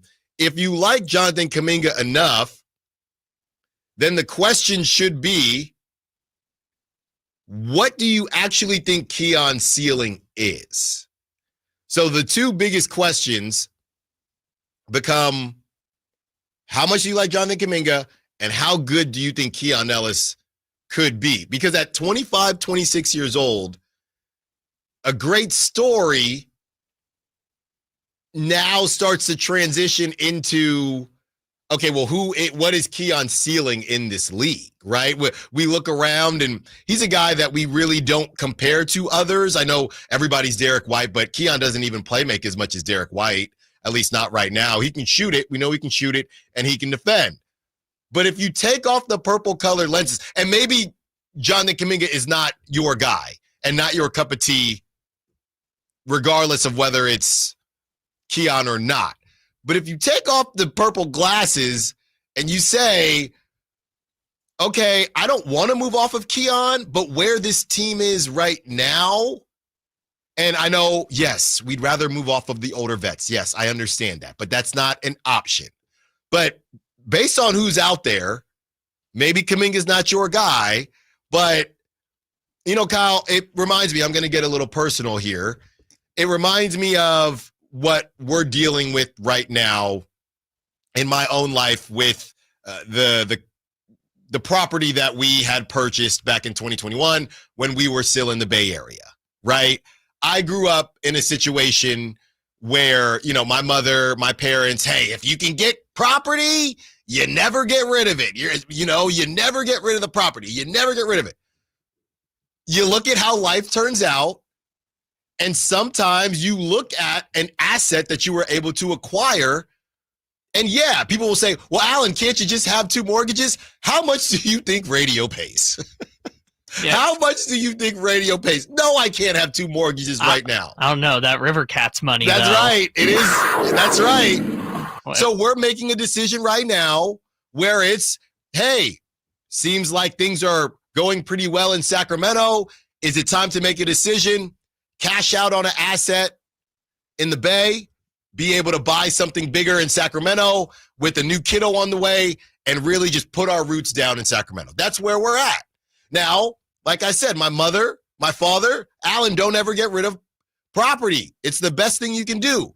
And if I didn't have to get rid of it, I wouldn't. But sometimes life comes at you in a certain way, and you have to make certain decisions. Now, if we're able to buy a nice house out here in Sacramento, whether it's in the Thomas, or wherever it may be, I don't look at that purchase out there in the Bay Area as, man, we lost out on it. I look at it as a win because it helped us acquire possibly something close to our forever home in a place where we are hoping to call home for a very long time.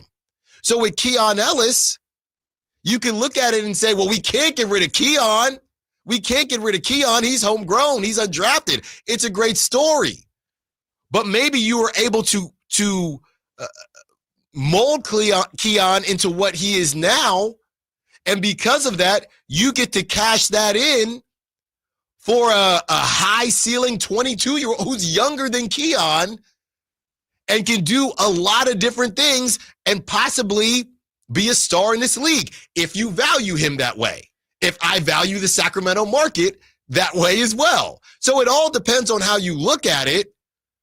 But having Keon on the team, I do think that it is worth, to the 916's point, I do think it is worth thinking, okay, we really like Keon.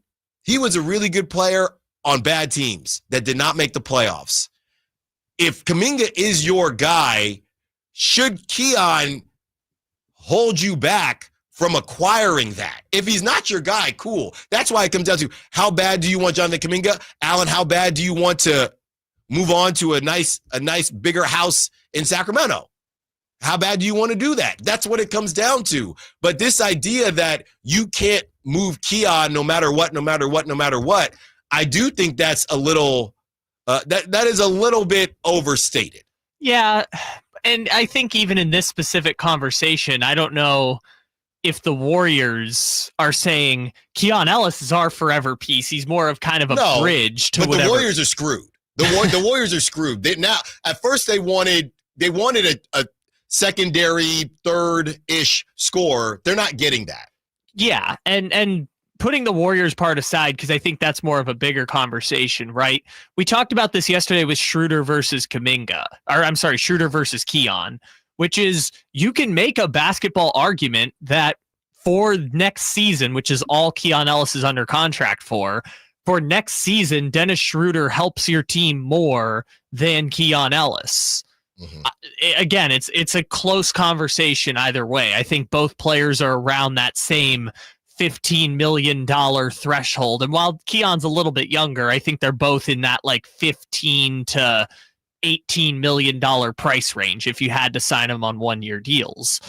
But if you're Sacramento, if you say both players are pretty even in value, then you would want to be invested in the former undrafted player, Stockton King, 2-way contract, then last guy on the bench, all the way up to starter. Like, you want to get invested in that type of player and that type of story, all things being equal. I think the difference is with this Kuminga situation where we're talking about a $20 to $25 million player who could be a number 3 scoring option, which is the difference between Keon Ellis being a $15 million player and a $25 million player, is that he's not a primary scoring option or a secondary scoring option.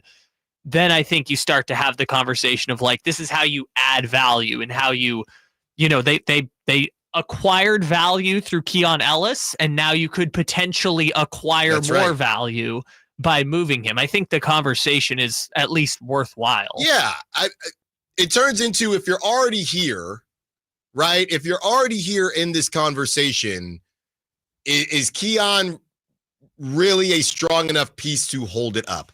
Maybe they think he is. Now, the executive that Keith Smith spoke with straight up said, we don't have another guard like Keon on the team. That all could be true, right? That all could be true. But if you clearly like Jonathan Kuminga to the point where you were the first team to offer the Warriors. Now there's only 2 teams. You haven't left the table. All you've done is up the deal. Clearly you like Jonathan Kuminga. Or maybe they just are saying, well, we don't like him that much. I just think if Jonathan Kuminga ends up being a dude somewhere, are you willing to say, I'm glad that we kept Keon Ellis, a 25, 26-year-old on a bad team who does fit the mold? Keon fits the mold of what we've seen with the Thunder, with the Carusos and guys like that, when you have the pieces, right? I think what I'm worried about is you kind of need a Keon Ellis when your team is better, and you're going to go ahead and pay Keon, I guess, try to develop. And I understand why they want to hold on to him, because you'd like to have Keon for when Kuminga is doing his thing. I get that. But you're going to hold on to Keon, who is kind of best served as a not even a secondary piece, like a fringe piece for when you have your 2 or 3 dudes, right? And he helps, he defends, he does all the Caruso, Lou Doherty type things. So you're going to keep him, even though you don't have those guys right now. Keon's 25, 26. 2 or 3 years are going to go by when you try to develop those guys. Now Keon's 30, 31, and you missed out on Jonathan Kuminga. I'm not saying that Jonathan Kuminga is that guy. The Kings are the ones that haven't left the table. You see what I'm saying? I'm just not understanding their thought process based on where the Kings are right now. I think part of it too is how much do you believe in Devin Carter, right? Because if Devin Carter has the same kind of 2-way ability and his 3-point shooting is struggling, but if he gets there, it's literally, when I say hit or miss, it either way it does not touch the rim. It's either a swish or an air ball. Those are the only options with Devin Carter. Which, if you believe in him, which based on the fact he's been sitting on the table for however many months, I don't know how true that is, but if you believe in him, he's going to make the departure of Keon Ellis feel a little bit less brutal. I don't know if they believe in Devin. Yeah, and I think that kind of speaks to it, right? Is whatever the Keith Smith report, if you don't have that other guard on the roster, Devin Carter fits the profile, but he's not a finished product yet. And I think they are giving inclinations. Well, maybe not because they picked up the team option, but they're giving inclinations they would rather sign Keon to a long-term extension. 916 says Scott Perry would have done the deal with Keon going to the Warriors if the Warriors wanted Keon. Come on now. Well, that's not what the reports are saying. The reports are literally saying that the Warriors are interested in, I think what it could be, 916, it could be, hey, we'll do Keon in a second, and the Warriors wanting Keon and a protected first. That could be, but the Warriors have interest in Keegan Murray and Keon Ellis. That is reported. So maybe Scott Perry is saying, if we were to do Keon, I'm not giving you a first. I'll give you Dario, Keon, and a second, but I can't do Keon and a first. On the other side, we keep the conversation going on Devin Carter. Sam Vecini of the Game Theory podcast, they rehash what happened at Summer League, talking about Isaac Jones and DC. And, of course, continuing the Kuminga conversation, seeing your calls coming through. We'll get to them. Don't move. Allen Stiles, Sacktown Sports. The Stockton Chiladas are back, and Verizon has everything your family needs to enjoy it. Verizon's customers are passionate about baseball. That's why they need fast, reliable connections to their family's entertainment needs. Switch to Verizon 5G home internet today with plans starting as low as $35 per month. Guaranteed for at least 3 years with no surprise price hikes with autopay and any Verizon mobile phone plan. Visit your local Verizon store. Learn more at verizon.com/5G home or call 800-VERIZON. At Power Business Technology, we're not another big box corporation. We're your neighbors, locally owned and operated. We know what businesses like yours need, from reliable printers to high-performance copiers. We'll help you find the right solution with personal service you just can't get online. Need setup or support? We're just down the road and always happy to help. Power Business Technology, family hometown service with big-time solutions. Contact us today for all your business printing needs at 844-POWER-BZ. That's 844-769-3729 or visit us at powercopiers.com. Get in the zone, AutoZone. Welcome to AutoZone. What are you working on today?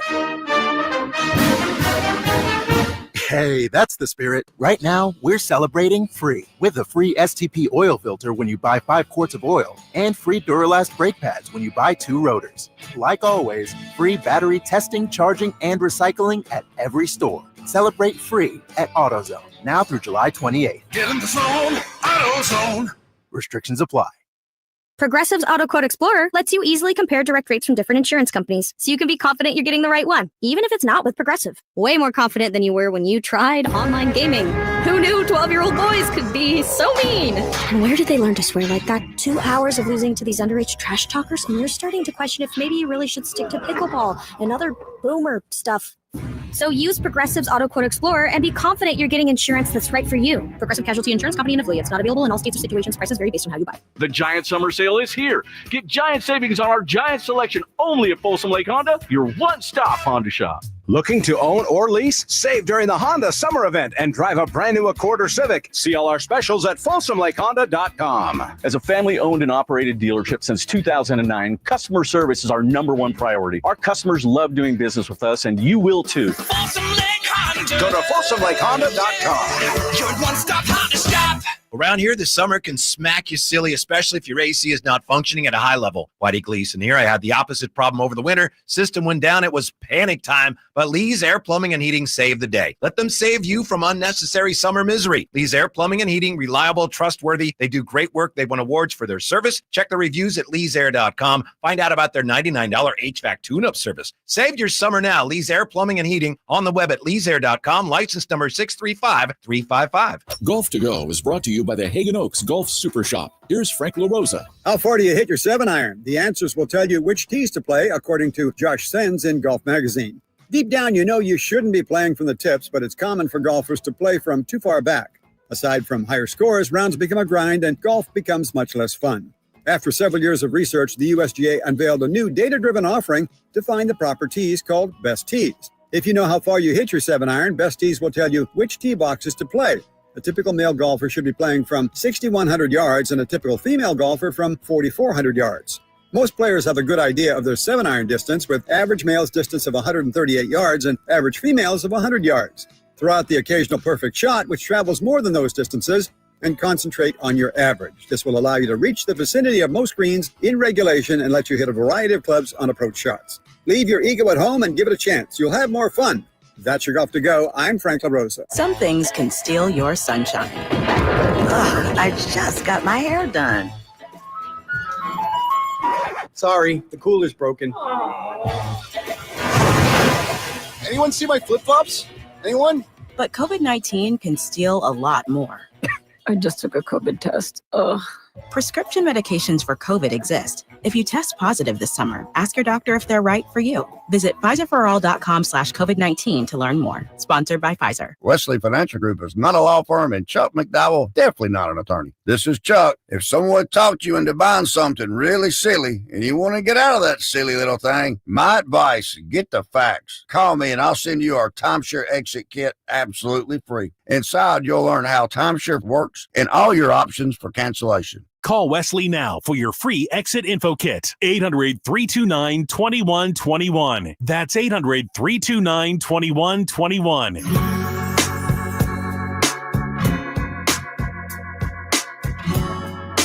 Live and local. It's Allen Stiles on Sacktown Sports. Taking you up to 2 p.m. Great show so far, and we're just getting started. Everybody is taking the over. And Kyle, they're taking the over on how much money I will spend at the Giants game tomorrow. The over, or the line, is set at $125.50. That's where the line is at. I believe in you. I believe you'll end up under. Got to be careful though. Somebody said, I think you're going to buy clothes. I think you're going to buy something for either wifey or baby girl number 2, and that's going to take you clean over. It's going to take you clean over. I don't like buying stuff. Of course, at the River Cats, I'll go to their on deck shop. Go check that out behind section 111. Behind section 111, go check it out. A lot of great stuff out there. I'll be there tonight. That's right. But the kiosks, I'll like something. I'll see a jersey. And I've been a Giants fan for years. I don't have a Giants jersey. You're not really a jersey guy. I'm not really a jersey. I don't have a problem because some people, I remember it was back in the day, Le Batard show, they would make fun of jersey wearers. It was like a bit. I don't have a problem with jersey wearers. I think wear a jersey if you want to wear a jersey.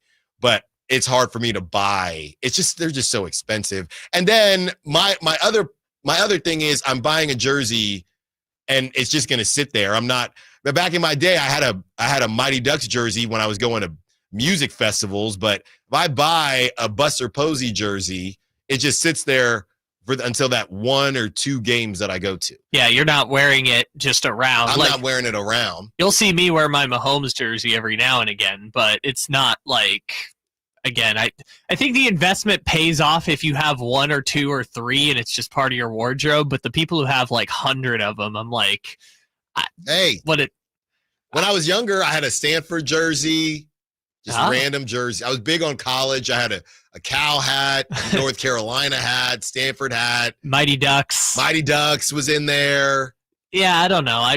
I don't think you're going to be out here buying a onesie at the Giants game. But that might be something that is appropriately priced. Sure, but you can also get that online. And right? I'm pretty sure, and this is what stinks because I'm the oldest, but this is what stinks. I'm sorry, number 2. We got Baby Styles, number 1.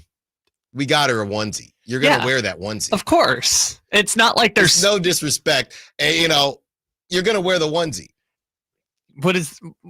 Child number 1's not going to know the difference. No. You can just tell her we bought it for the second one. Just lie, huh? Just lie to the children. I mean, you're going to do it at some point. Might as well start now. Jeez. 916-339-1140. Let's get to TC. Wants to be part of the conversation. No clue where this is going, by the way. TC, on a Friday. Happy Friday. What you got for us?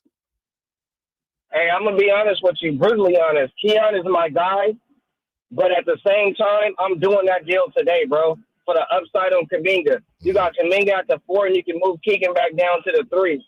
Domas at the 5. Okay, Zach's at the 2, right? Zach's at the 2, and then you got Schroeder, and then we'll work the bench out as we work it out. That's the deal that you do. And he's a fan favorite, just like Malik.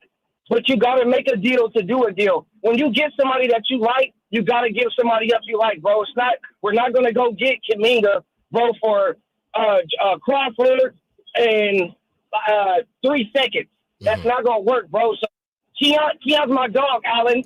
Hey, but I'm doing that deal today, bro, for Kuminga. Thanks for the call, TC. It would be tough to do Keon and a first and Dario. It would have to be, and maybe that's the question. 916-339-1140. For Jonathan Kuminga, would you trade Keon Ellis, a heavily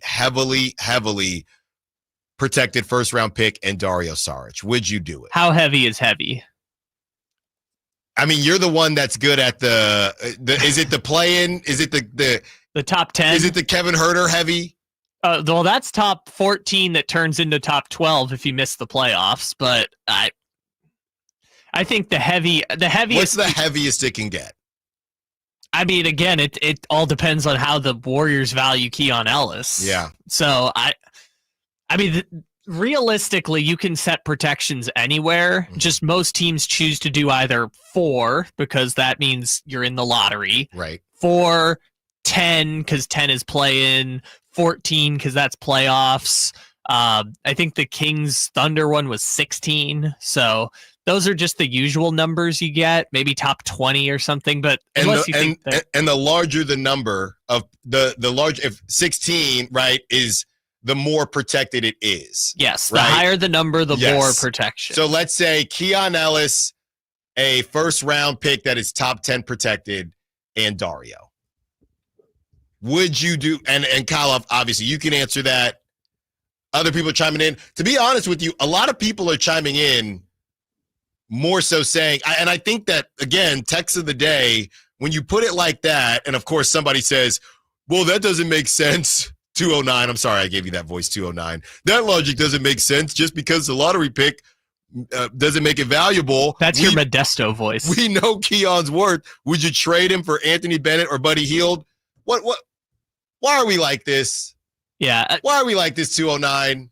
You know, Brennan Nunez had the most insightful point on that with Keon. He was on with Dave's show one time, and this just really stuck with me, where I think it was when it was Keon versus Monk starting, and Dave asked him, if Keon Ellis were a top 10 pick, would he be starting over Malik Monk? And Brennan's response was, if Keon Ellis were a top 10 pick, he would have been able to do things that he is unable to do right now in his game. Right? There is a reason why Keon Ellis, as great as of a story as it is, and as great of a basketball player as he is, his skill set is very specific. And you alluded to like the Caruso type of player that does the dirty work. Now, Caruso also can go for 20, but I think he's like the S tier, or like of that type of player. Yeah, whatever the Pokemon evolutions are. He's like the top version of that type of player. Yeah. But like in the Duncan Robinson, et cetera, type players, I think it's a very specific skill set, but also has room for, I guess, room for improvement, or maybe just limitations. I mean, we've seen him get beat by Brunson off the block late in games. We've seen him get beat by James Harden off the block late in games. That TikTok or that clip when that was that in Sacramento or in New York? I think it was in Sacramento. Because I believe I was at that game with friends. I was there as a fan. And when Brunson did the fake screen that's coming and Keon turns a complete wrong direction, that is still making its way around NBA spaces. Yeah, for sure. And the one I remember was everyone remembers Kawhi hitting the shot to beat them in March, but people forget they subbed Keon Ellis in for defensive purposes the possession before, and he just got beat off the block by James Harden. Like they just gave it to Harden, went left, floater, bucket. Like he gets beat by ones, but he has a very good skill set of guarding twos and deflections. I say all that to say it's a very specific skill set that doesn't work as just a plug and play option. And look, he's locked down Steph before. We've seen that. So I don't think it's a one or a two thing. I think there are just certain skill sets. And again, we're talking about two of the best scorers in the history of the game. And I don't know if people would say that about Jalen Brunson, but definitely James Harden. So we're not talking about bums, right? And I'm not going to say any names because I'm not going to call anybody a bum per se. But Keon, Keon gets beat by elite players, okay? That happens. I'm more so saying if we're already here and you clearly want Jonathan Kuminga, is Keon's ceiling high enough that he should be the holdup? That's literally the question. Or do you even think Keon would be on the team after this year because he's an unrestricted free agent? It's a great point. And again, is it that the Warriors want too much? They want a first or a protected first and Keon, and the Kings are saying, if we did do Keon, you're definitely not getting a first. I just find it at the intriguing to basically discuss what is Keon's ceiling, not necessarily versus Kuminga, but in a way, and obviously it would be that protected first, but if you got it down to a second, as much as we all love Keon, if we're already here, shouldn't you just take the swing? I'm not saying to do it, but the Kings are the ones that are still having these conversations about one Jonathan Kuminga. They're still at the table. Clearly, there's some interest, a lot of interest. When we return, Sam Vecini breaks down Isaac Jones and Devin Carter on the Game Theory podcast. Allen Stiles, Sacktown Sports. This is the story of the one. As a safety manager at a manufacturing plant, he does everything he can to keep his coworkers safe. From finding ways to reduce risks to keeping safety supplies in stock. And for that, he relies on Grainger. Grainger offers a broad range of quality products and next-day delivery, so he can always play it safe. Call 1-800-GRAINGER, click Grainger.com, or just stop by. Grainger, for the ones who get it done. Carmichael Dave here for my friends at American Energy Heating and Air. Yes, I always tell you they are a family-owned operation, been in business since 81, A-plus Better Business Bureau, but it is hot. We are in those Sacramento hot months. I want to focus on them being your second opinion partner. What does that mean? Maybe you've got somebody you're working with or you've worked with in the past in the HVAC world. Guess what? They want to give you a second opinion. How much does it cost? Nothing. You call them up and say, hey, can I get a second opinion on this deal? They come out and they either say, wow, that's a great deal, you should feel better about that. Or they say, we can beat that price. And usually they're going to beat it by a lot. Guess what? You just saved money and it didn't cost you anything to find out. It's a no-lose situation. Go with a trusted company. American Energy, 916-520-9990. That's 916-520-9990 or AmericanEnergyAir.com. Jingle Singers, take it away. Call 916-520-9990 now. Nighttime is fun time at the Hagen Oaks Top Tracer driving range. It's more relaxed at night with people enjoying technology, where you can play Pebble Beach at Hagen Oaks, compete against your friends in a variety of games, or just practice at your leisure. There's food when you're hungry from hangout eats and drinks, or enjoy a beverage on the brand new patio with relaxed seating. And check out the summer-long free concert schedule. It's the Hagen Oaks driving range nightly until midnight, Fulton Avenue at Business 80. If you're not looking for a brand new car, at Elk Grove Honda, we've acquired some of the best pre-owned cars we can find. We've kept only the best of our trades, and our buyer has found some of the finest pre-owned Hondas available in Northern California. You can see for yourself at elkgrovehonda.com. Whether you purchase a brand new Honda or a like-new pre-owned Honda, your car buying experience will be the same. We have the right Honda at the right price. You'll find us in the Elk Grove Auto Mall, Highway 99 and Elk Grove Boulevard. I gotta get an Elk Grove Honda. Bring the whole family to Sutter Health Park for Sacramento River Cats baseball. It's more than a game. It's an experience your kids will never forget. Enjoy exciting action on the field, delicious ballpark food, and fun activities for all ages. From meeting Dinger the mascot to running the bases every Sunday, there is something for everyone. Create lasting memories with your family this season. Get your tickets at rivercats.com. With 25 award-winning years in Northern California, Ashton & Price is your local injury law firm. Pro attorney tip: if a firm presents as local but they're in LA, red flag.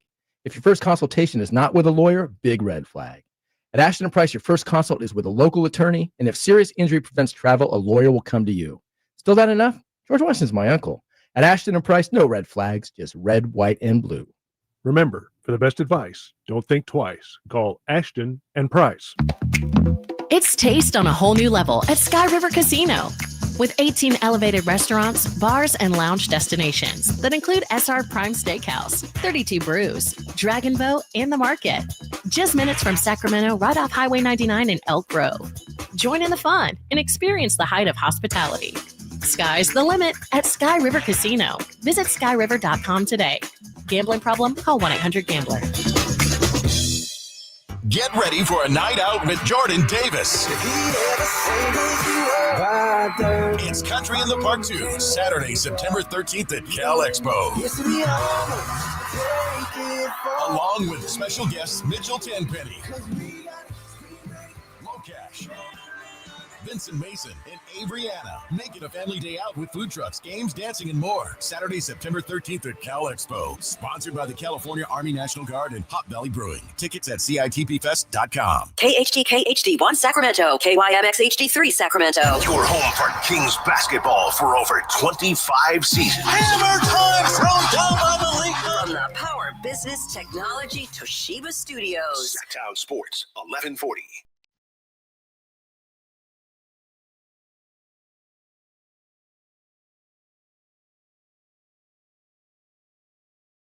Tune in for Kings Talk and so much more. Live and local. Allen Stiles on Sacktown Sports. Such an interesting situation that the Kings find themselves in. Anthony Slater is reporting that the Kings and Jonathan Kuminga met. He met, not in person, but I don't know if it was a Zoom call, whatever it was. But that is where the pitch happened, which he discussed in the article. But they pitched it to him, which is funny because the Warriors saying, you can pitch whatever you want to him. We still have to okay it. We still have to like the package. But apparently that went pretty well. Jonathan Kuminga liked what he was hearing. And again, how I started off the show, they cannot be doing all of this. And I don't know if anything was said about DeMar DeRozan, but you don't have to literally say things, but there could be a wink, wink. Hey, our current situation, Jonathan, if we brought you in, we would take care of it. That's all that needs to be said. We would take care of the situation. So a pitch happened. Not sure if it was via Zoom. No, it ain't Skype because they fumbled. Maybe even a phone call, but the pitch went well. That's all fine and good. The Warriors still have to sign off on it. So maybe it becomes a situation where, hey, I really liked how it went. If you're the Kings, I really do like how it went. And I promise you, I'm not trying to get Keon Ellis off the team. I'm just giving options here. Hey, we really liked what we heard from Jonathan Kuminga, getting more context in the things that he has said. Jonathan Kuminga really liked what we heard from him. We know that the Kings value these conversations because that's why they ended up moving up to draft Nick Clifford based on a conversation they had during the draft process. So we think that went well. And maybe it is worth, maybe even based on the timeline, maybe that first rounder got added after the pitch to Kuminga. We think it went so well, we're going to come back to the table with the Warriors, and we're going to go first rounder here. Now the Warriors still are saying no dice, but now that we know how well that conversation went, according to Anthony Slater, how much do you like Jonathan Kuminga? How much do you like Jonathan Kuminga? Well, and do you have a plan to move someone else, right? Because just because the Warriors may not want Devin Carter, Dario Saric in 2 seconds, the Kings still have to move $18 million to match salaries, essentially, at this point. And without boring everybody, it's just because of the sign and trade for Dennis Schroeder that they did. They didn't absorb Schroeder into the mid-level exception, etc. So if they have to match salaries, either DeRozan, who you've talked about at length today, whose spot in the lineup might be in question, or Malik Monk, one of those two is going to have to get moved in order to facilitate such a deal. Maybe they go back to Detroit. Maybe, like you mentioned, they have a deal in place with DeRozan. Maybe they just buy out DeRozan, which is probably unlikely, but still something on the table. All of that is something they're going to have to figure out before even coming back to the table with the Golden State Warriors. It's like, okay, the Warriors don't want either of those players. How are they going to get them to another team to make this money work? Kyle, let's hear from Sam Vecini on the Game Theory podcast. They're breaking down Isaac Jones and Devin Carter. We have obviously more Kuminga stuff that we will get to, but going to take a quick breather here. And it's still connected to Jonathan Kuminga because Devin Carter is involved. Here it is.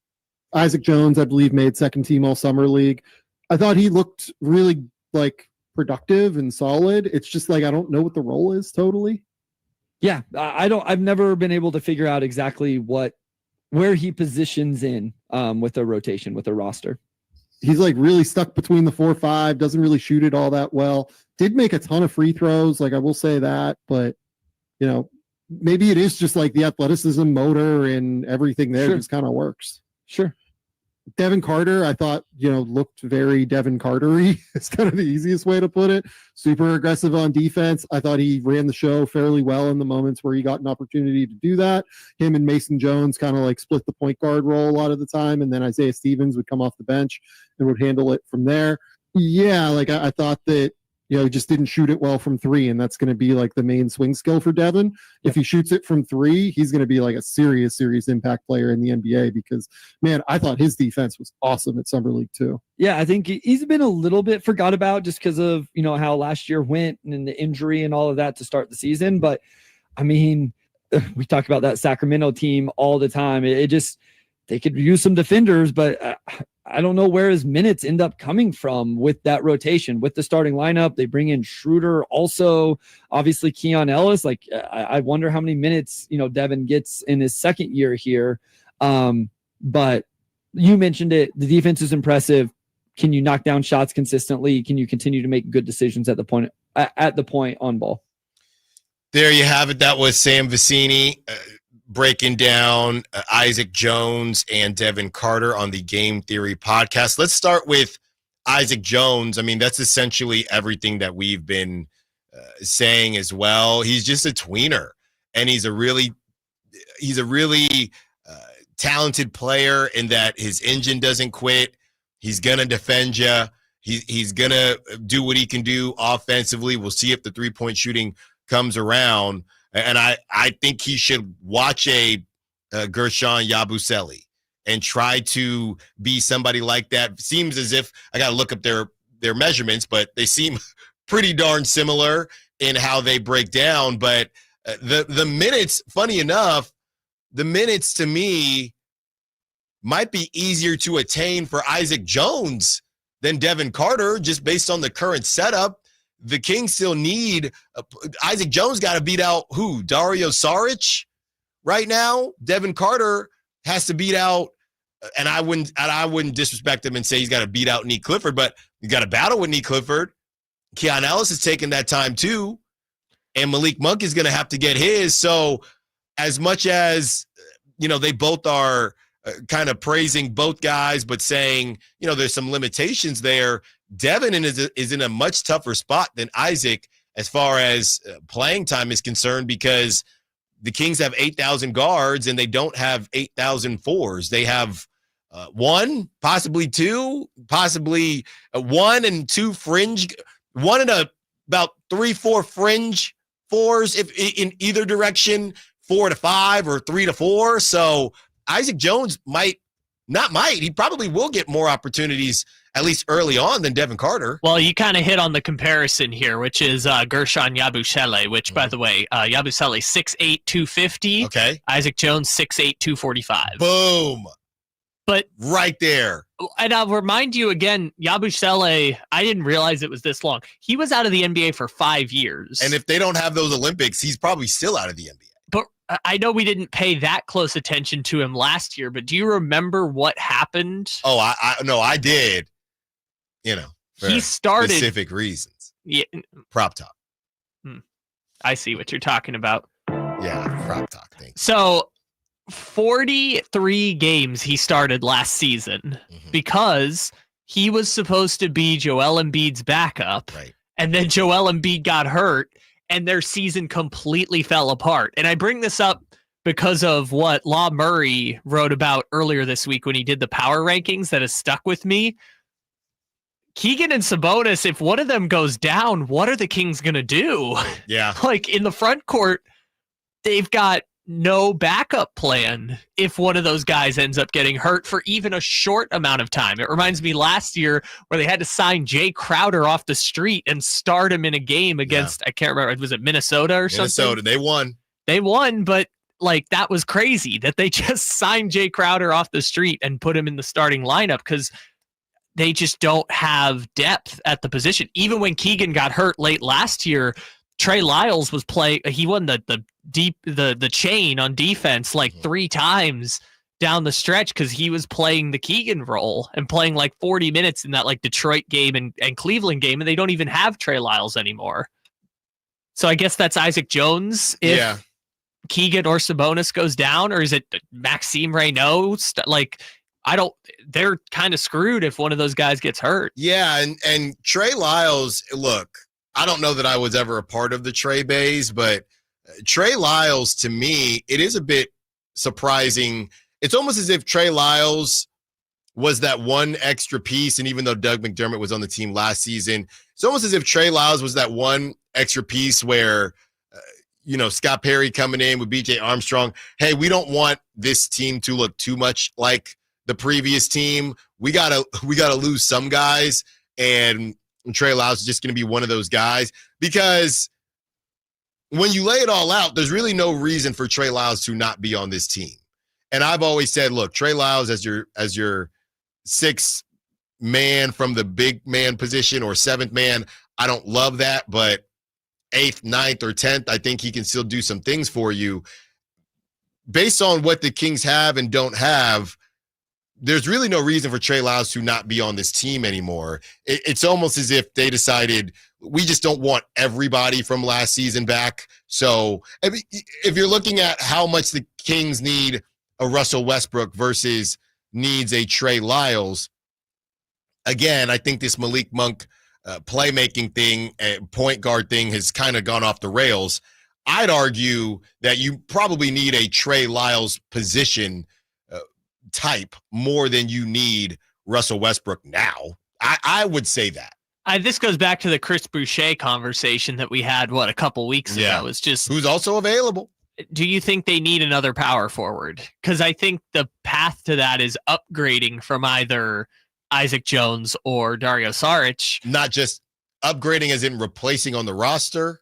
Could be both. It could be a trade. It could be a free agent signing, and you have to let go of Isaac. And I say Isaac just because his contract isn't guaranteed. Maybe they just say, thank you, Dario. We'll buy you out and you can go sign somewhere else. But more likely they probably just let go of Isaac and let him go, be one of those players that cooks in Europe or in Australia or something like that. I don't know. It's a conundrum. I don't know exactly where he fits into the equation for them. And I guess we both agree that at the very least, their backup power forwards couldn't start in a pinch if they had to. That would be not a good situation. No.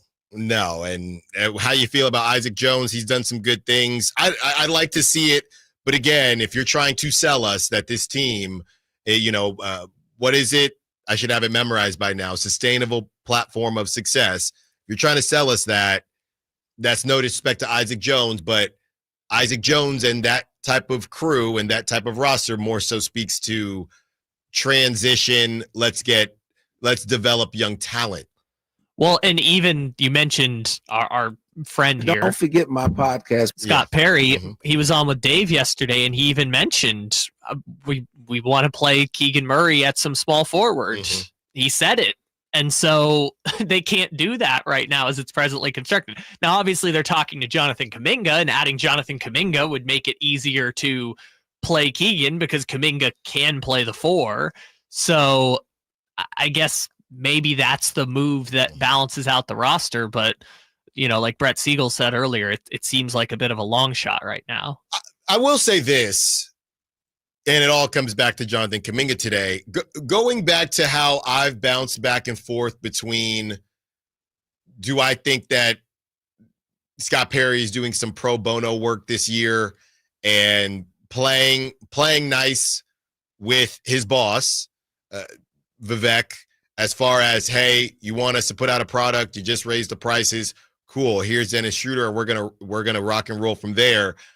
The fact that they do want Kuminga and are really in the mix with getting a 22-year-old, even if they get him or not, that makes me feel more confident. And I know I've swayed back and forth based on the moves, but that makes me feel more confident that this thing is not, if it doesn't go well, this thing is not going to get dragged through the mud forever.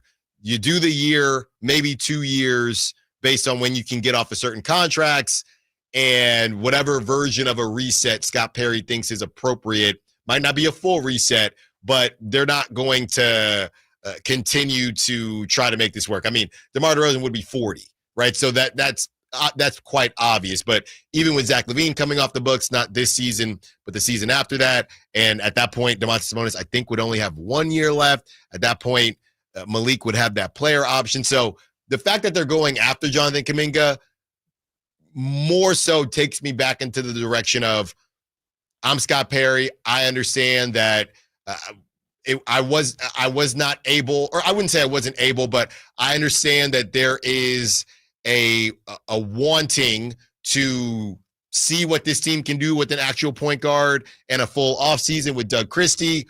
If that doesn't work out, though, we're not dragging this thing out. I guess the other side of the coin to what you're talking about is, like, let's say they get Kuminga and move on from DeRozan. So then you let's say they still keep Malik Monk in this situation just for the sake of conversation. So let's say they bring in Kuminga, not that he turns into a 20-point per game scorer, but let's say he's a solid number 3. They make the playoffs, go 6 games with insert team here in the first round. I guess maybe then you might argue is the time to make the move for the Ja Morant, the Darius Garland, the type of player we were talking about earlier, and maybe say then, okay, if we make that upgrade at point guard, give up future draft picks, now we have an all-star caliber point guard, 2 excellent wings, and Domantas Sabonis, an all-NBA center, and now a piece like a Keon Ellis or a Devin Carter actually makes sense because we have our version of Tumani Kamara and Denny Advia, or Jabari Smith Jr. and Amen Thompson. We have our version of that, a great point guard, a great center. Now the fringe pieces kind of make more sense. But again, that would take a commitment from Sabonis to stay, and B, the belief that they're just that piece away from being a conference finals team or a second round team, which different people can have different arguments about that. Yeah, and Sabonis, I believe, is a smidge, maybe 1 or 2 years older than De'Aaron Fox, because it would be a version of what the Spurs are doing. The only difference, and it's a big difference, is, the Spurs have somebody who is going to be a dude, if not is a dude already, in Wembanyama, and they have a lot more young talent that they think is going to be ready very quickly. I still think there is a question, and there are questions about whether De'Aaron Fox will fit that timeline. But we've seen this before where there's you're doing the young player thing, and the Blazers still have too many of these guys, even though they've gotten rid of them. But you still have that star player or really good player that's a couple years older than them. It makes sense because that can get you into the playoffs and things like that. So you're competitive.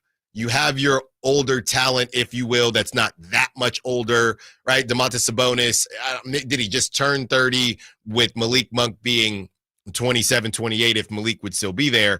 And the only one that's, funny enough, the only one that's significantly younger than everybody would be Jonathan Kuminga. Everybody else would be in the same vicinity. Keegan isn't terribly younger than Domantas Sabonis, so it would work.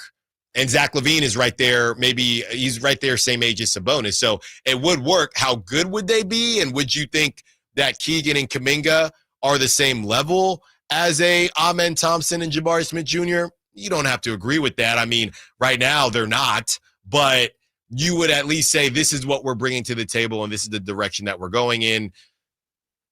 Then after a couple years, if it's time for Domantas Sabonis to move on, you make that decision too. So that is a path. Then if you stink this season, and we got to do Tankathon, we forgot yesterday. Well, I tried to remind you like 3 times. You did, but I was rocking and rolling. You were deep in Jawan Jennings conversation. That's right. then you're able to add some more young talent, and everything is still staying pretty close. So that makes sense. You would then, like we kind of kicked off the show, say, hey, DeMar, we're going to figure out somewhere for you to go. And Zach LaVine, only 2 more years. So it all would kind of work out in that way. I don't think you would extend LaVine. I just think that would still be too rich for the blood. I don't know. I think it depends, right? So let's operate under a best case scenario for this retool on the fly thing, which, as we're saying, is best case scenario. Let's say they get Kuminga, and it's, DeRozan and Devin Carter and Dario Saric and whatever. Let's just say the Warriors cave and they take the offer on the table, and the Kings move DeRozan for Terry Rozier in the seconds and whatever. So first round of the playoffs, then next summer, let's say they trade Dennis Schroeder, all of their first round picks until 2030, and get Ja Morant, right? So then you would have, let's just say, I just pick a point guard, LaMelo Ball, whoever you want to pick. I mean, somebody that can shoot. Yeah, whatever. All right. Darius Garland. Okay. Darius Garland, Zach LaVine, Kuminga, Keegan Murray, Domantas Sabonis, Keon Ellis, and you have no more draft picks until 2030. I think you would get some Kings fans that say, yes, let's do it, and some that would say, that team is at best a second round exit. Right. It just, no matter what you do, and this all comes back to Tankathon, because no matter what you do, you have to have a guy, unless Jonathan Kuminga becomes who he thinks he's going to be, and who the Kings, to a certain degree, think he's going to be too. I think you're better off saying, if Domantas Sabonis plays like Karl Anthony Towns did last year. I don't see that. I mean, Karl did it. Karl went from being a guy on the trade block to much more skilled offensively. And he gets paid like it. He gets paid more than Domantas Sabonis. And that's why Minnesota did not want to pay him like that. Run the Tankathon real quick. Let's see what comes up. Please, on a Friday. Well, this is for Thursday. I think my computer's broken. We dropped to 9 again. So for yesterday, I'll put that down as 9th. We're keeping track of these now, by the way. So July 24th, we have 9. Okay, right. I have reset it. Let's go again. I don't even want to press it at this point. 9th again. All right. So for our first week of keeping track, we have 3rd, 9th, 9th, 9th, 9th. Well, so when you do it, you reset it, right? So I reset it that first time. When I didn't reset it and they were still sitting at 9th, I pressed it and the Kings went to 4th. So put 4th. Let's do that for tomorrow. Let's put 4th, please. Please. I can't keep doing this, man. What, so we can draft the next Amon Thompson? I want the good boozer. The good boozer. Yeah. I think we're gonna have to get to at least 3 for that. Darren Peterson. Give me somebody, man. All right. When we return, Dan Favali of Bleach Report predicts one of the former All-Stars on the Kings will ask for a trade. We'll tell you who it is when we return. Now, South Sacktown Sports. If you love to travel, Capital One has a rewards credit card that's perfect for you. With the Capital One Venture X card, you earn unlimited double miles on everything you buy. Plus, you get premium benefits at a collection of luxury hotels when you book on Capital One Travel. And with Venture X, you get access to over 1,000 airport lounges worldwide. Open up a world of travel possibilities with the Capital One Venture X card. What's in your wallet? Terms apply. Lounge access is subject to change. See CapitalOne.com for details. Lowe's knows big savings make a big difference, especially when you're shopping for appliances. Hurry in to get up to 30% off select major appliances. Plus, My Lowe's Rewards members get free delivery, free haul away, free installation and parts on purchases of $2,500 or more. Lowe's, we help, you save. Valid through 7/30. Selection varies by location. While supplies last. Price, delivery time, and vehicle availability may vary based on order size and location. Exclusions apply. See Lowe's.com/delivery for more details. We all hear the radio ads about the IRS. They tell you to be afraid, to be scared, and they try to frighten you into calling. I'm not here to do that. Tax Relief Advocates is different. TRA is here to tell you that if you owe money to the IRS, whether it's $5,000, $50,000, or $500,000, we have a solution. It doesn't matter if you're sitting in your car, at work, or with your kids. No matter where you are, call now. 800-575-9861. Don't lose hope. TRA can eliminate or reduce what you owe to the IRS. Generous programs are now available that can give you a fresh start. Our passion is taxes and helping individuals fix their IRS problems. We have over 1,000 5-star reviews on Google and an A+ with the Better Business Bureau. You don't need to be afraid of the IRS any longer. End your tax nightmare today by visiting us online at TRA.com or call 800-575-9861. That's 800-575-9861. Tax Relief Advocates. Real solutions for real people. Hagen Oaks wants to be your go-to total golf game fitter. Try the TrackMan experience, the very best technology to fit your metalwoods and irons. The new cutting-edge putter fitting studio with its $30,000 worth of technology is ready for your fitting. Hagen Oaks will help you find the best putter for your game. Hagen Oaks offers more technology, more choices, and more service. Schedule your fitting at the Hagen Oaks Player Performance Studio by calling 916-808-2531. 808-2531 for more. Power Business Technology is proud to be a 100% independent, locally owned and managed Toshiba copier dealer. Local ownership cuts out the red tape, allowing ourselves to never be too busy to personally answer the call when our clients need us. Recognized for excellence in service execution, training, and customer service, we're proud to be named a Toshiba ProMasters Elite Dealer since 2021. Contact us today for all of your business printing needs at 844-POWER-BZ. That's 844-769-3729. Or visit us at powercopiers.com.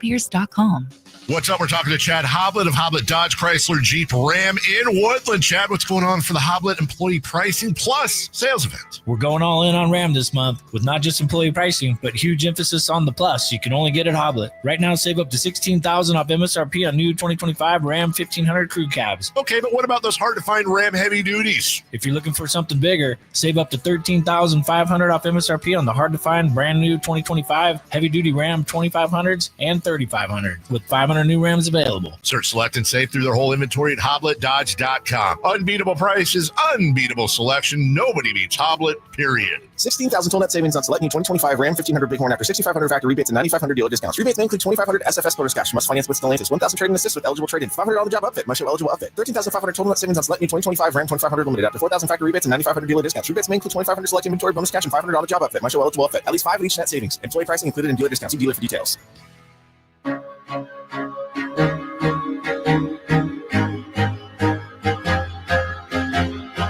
Allen Stiles You can join the show by texting 916-339-1140 on Sacktown Sports.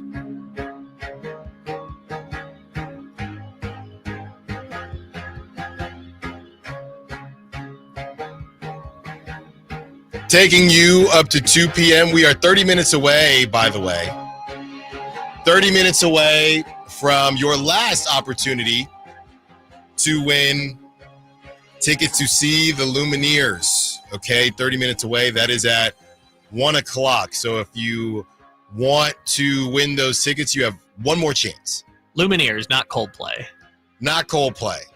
No, I mean, you go to those types of concerts. Hey, do what you got to do, but do what you got to do. I mean, that's not my takeaway from the Coldplay experience. Hey, I'm, to each their own, I guess. That's not my takeaway from the last place I'd want to go to each their own is the Coldplay concert. To each their own. Just, hey, don't get caught sleeping. As we get into this Bleacher Report article from Dan Favale, friend of the show, he says, predicting the next wave of NBA stars to request a trade. So he has 5, all right? He has 5 players that he thinks will request a trade, okay? So the first he has is a name that we haven't heard too often. I'm sorry. I'm reading this, and when you're on the Bleacher Report site, they have top news, and they have articles on the right. I'm reading this, and on the right, there are different articles, and the second article is rosters that make no sense with a stupid emoji, and it's just a picture of DeMar DeRozan and Zach LaVine, and I just wasn't prepared. Damn. That's coming up. That's coming up next. All Once right, we get to it. I see it now. I'm clicking on this story. It's 5 rosters that make 0 cents. Oh my goodness. This is also from Dan Favali. We got to get him back on the show and say, dude, what's up here? That is from this morning. At least the Kings aren't first. He at least saved them for last but not least. Oh, okay. That might mean that they are the worst. That type of wording. Or not the worst, just make the least sense. Yeah. Which we'll get to it. There's one NBA champion on this list. Okay, fair enough. We'll get to it. It's probably, who knows. The first name he has on this list is Giannis Antetokounmpo with the Bucks. Between the Milwaukee Bucks waving and stretching Dame Lillard, the arrival of Miles Turner, and then Giannis tweeting about taking the team back to the NBA Finals. It sure seems like the 30-year-old will be staying put through the offseason. After that, though, who knows? Midseason star trades are becoming more common, and Giannis' most recent update on his future was commitment phobic. The Bucks are not out of the woods just yet. He also brings up this guy I completely disagree with. This dude ain't going nowhere, man. I keep trying to tell y'all. He's got a great life and a great house, and it's always warm there. He has Devin Booker. Devin Booker might be the next player to ask out. Number 3 on the list, he has LeBron James of the Los Angeles Lakers. Maybe. I could see that. Number 4, Lauri Markkanen. I don't know if I've ever heard Lauri Markkanen talk. I don't know anything about Lauri Markkanen. He's just, those NBA players, just those athletes that just seem to appear. Lauri Markkanen just appeared on the basketball court one day. So I don't know if he's going to ask out or not. I don't know what Lauri Markkanen's hopes and dreams are. I just know he's very rich. The only thing I know about him is that he had to go serve in the Finnish military for a summer, like while he was on the Jazz. And he was connected to the Warriors and the Kings at some point. Yeah, last summer. But I don't know if Lauri Markkanen is the type to say, I want out, I want to win. If you go on our YouTube page and filter the videos by popular, there's one random Lauri Markkanen video from last summer that's 40,000 views. I was like, people were really into Lauri Markkanen talk last summer, which was worthless because the Jazz were going to pay him way too much money. And they did, and we'll see what happens there. 5 of 5, last but not least on this list, Dan has Domantas Sabonis. Here is the write-up this past March on the heels of De'Aaron Fox getting shipped to the San Antonio Spurs. The Athletic reported that Domantas Sabonis would seek clarity on his future with the Sacramento Kings. We haven't heard a whisper of his plan since. The team hasn't given him much reason to feel good about the immediate or bigger picture. Trading into the draft and scooping up Nick Clifford is shaping up to be a steal. The rest of the offseason, not so much. Sacramento is oversaturated with guards, none of whom are actual floor generals. Sabonis specifically called for the organization to add a point guard this summer. The Kings responded by overpaying the point guard adjacent Dennis Schroeder. He is a point guard, Dan. Yeah, we got to have him back on this show. I mean, but he did play shooting guard last year. It feels like there's 4 point guards in the league at this point. There are four point guards in the league. Remember, Allen, he's a primary ball handler. There are 4 point guards in the league right now. So the Kings are looking for one of the 4. Going back to the article, it's only a matter of time before Sabonis joins Kings fans everywhere and reaches a breaking point. When he does, it'll be interesting to see how the market for him pans out. His defensive limitations and offensive proclivities make him a very specific type of building block, and he has 3 years, $136.4 million left on his deal, which comes out to about 29.7% of the salary cap each season. That's a discussion for another day, though. I suspect he'll fetch more than people realize, given how many teams seem willing to run double bigs, even at the expense of spacing, so they can use one to cover up for the other if they're a defensive liability. Right now, all we need to know is that the Kings have given little indication they're charting an inspiring path forward. If that doesn't change, we might hear murmurings or outright declarations of Sabonis' frustration and the wandering eyes that come with it prior to February's deadline, if not before the start of next season. Man, Dan. Yeah, I mean, that's kind of what we know, right? If they're 7 games below 500 at the deadline, that's probably the time to think about gauge the market, let's say, because you shouldn't sell low. And quite frankly, I would say you don't get rid of Domantas Sabonis until Domantas Sabonis says he doesn't want to be here anymore. But if you're of the camp of this is all inevitably going to the bottom anyways, let's just fast track this thing, then yeah, Sabonis with 2.5 years left on his deal is in theory more valuable than Sabonis with 2 years left on his deal. If it's already cooked by the deadline anyways, like if they're in 12th or 13th in the West. Yeah, I'm just, I disagree with Dan on the Dennis Schroeder stuff. I just do. I've watched Dennis Schroeder play for years now. Which, by the way, I pulled up the mismatched rosters. He verbatim wrote the same sentence, point guard adjacent Dennis Schroeder, in that column. We got to have Dan on and figure out what's going on here. I disagree with him on the Dennis Schroeder stuff. Is he going to be a perfect fit with Domantas Sabonis? I don't know. But I think that says more about Domantas Sabonis and how tough it might be to find exactly what he needs than the fact that Scott Perry's answered the bell when everybody said, we need a point guard. He went out and got a point guard. Maybe he paid him too much, maybe not, but he went out and got a point guard. I do agree with Dan, and we've discussed this, and I've gone back and forth with other shows here on this station about Domantas Sabonis' value and how I think it's a little bit understated, and others thinking I think it was Desmond Bane, when the Desmond Bane deal happened, is there anybody on the team that would fetch the same type of trade assets in return as Desmond Bane? And I thought that Domantas Sabonis was an obvious pick. There are others, and who has the most value on the team. There were other shows that disagreed, and I text them. I think we even had that conversation on air. So I agree with Dan as far as his value is concerned. I think that there will be a lot of value for Domantas Sabonis, which is maybe going against, the idea that he is a specific type of player. I just think people will still bring him into the fold and let him work and see that they can figure something out. The rest of it and where this whole thing is going, we never got reports on this stuff. It's so funny how De'Aaron Fox, we didn't even ask for it. Hey, they had a meeting, and they had a meeting back in the summer. If you didn't know, they keep having meetings. And look, Rich Paul is sitting in De'Aaron's wife's seat, or he was sitting next to De'Aaron's wife, where they always sit. So Rich Paul's in town. Time for another meeting. And maybe this is just clutch versus not clutch, right? Because I don't think DeMar DeRozan is clutch. I know Zach LaVine is. Yeah, DeRozan is know if somebody's clutch. There's no question. Doug Christie is clutch. Doug Christie is clutch. And if they have a meeting, we'll hear about it.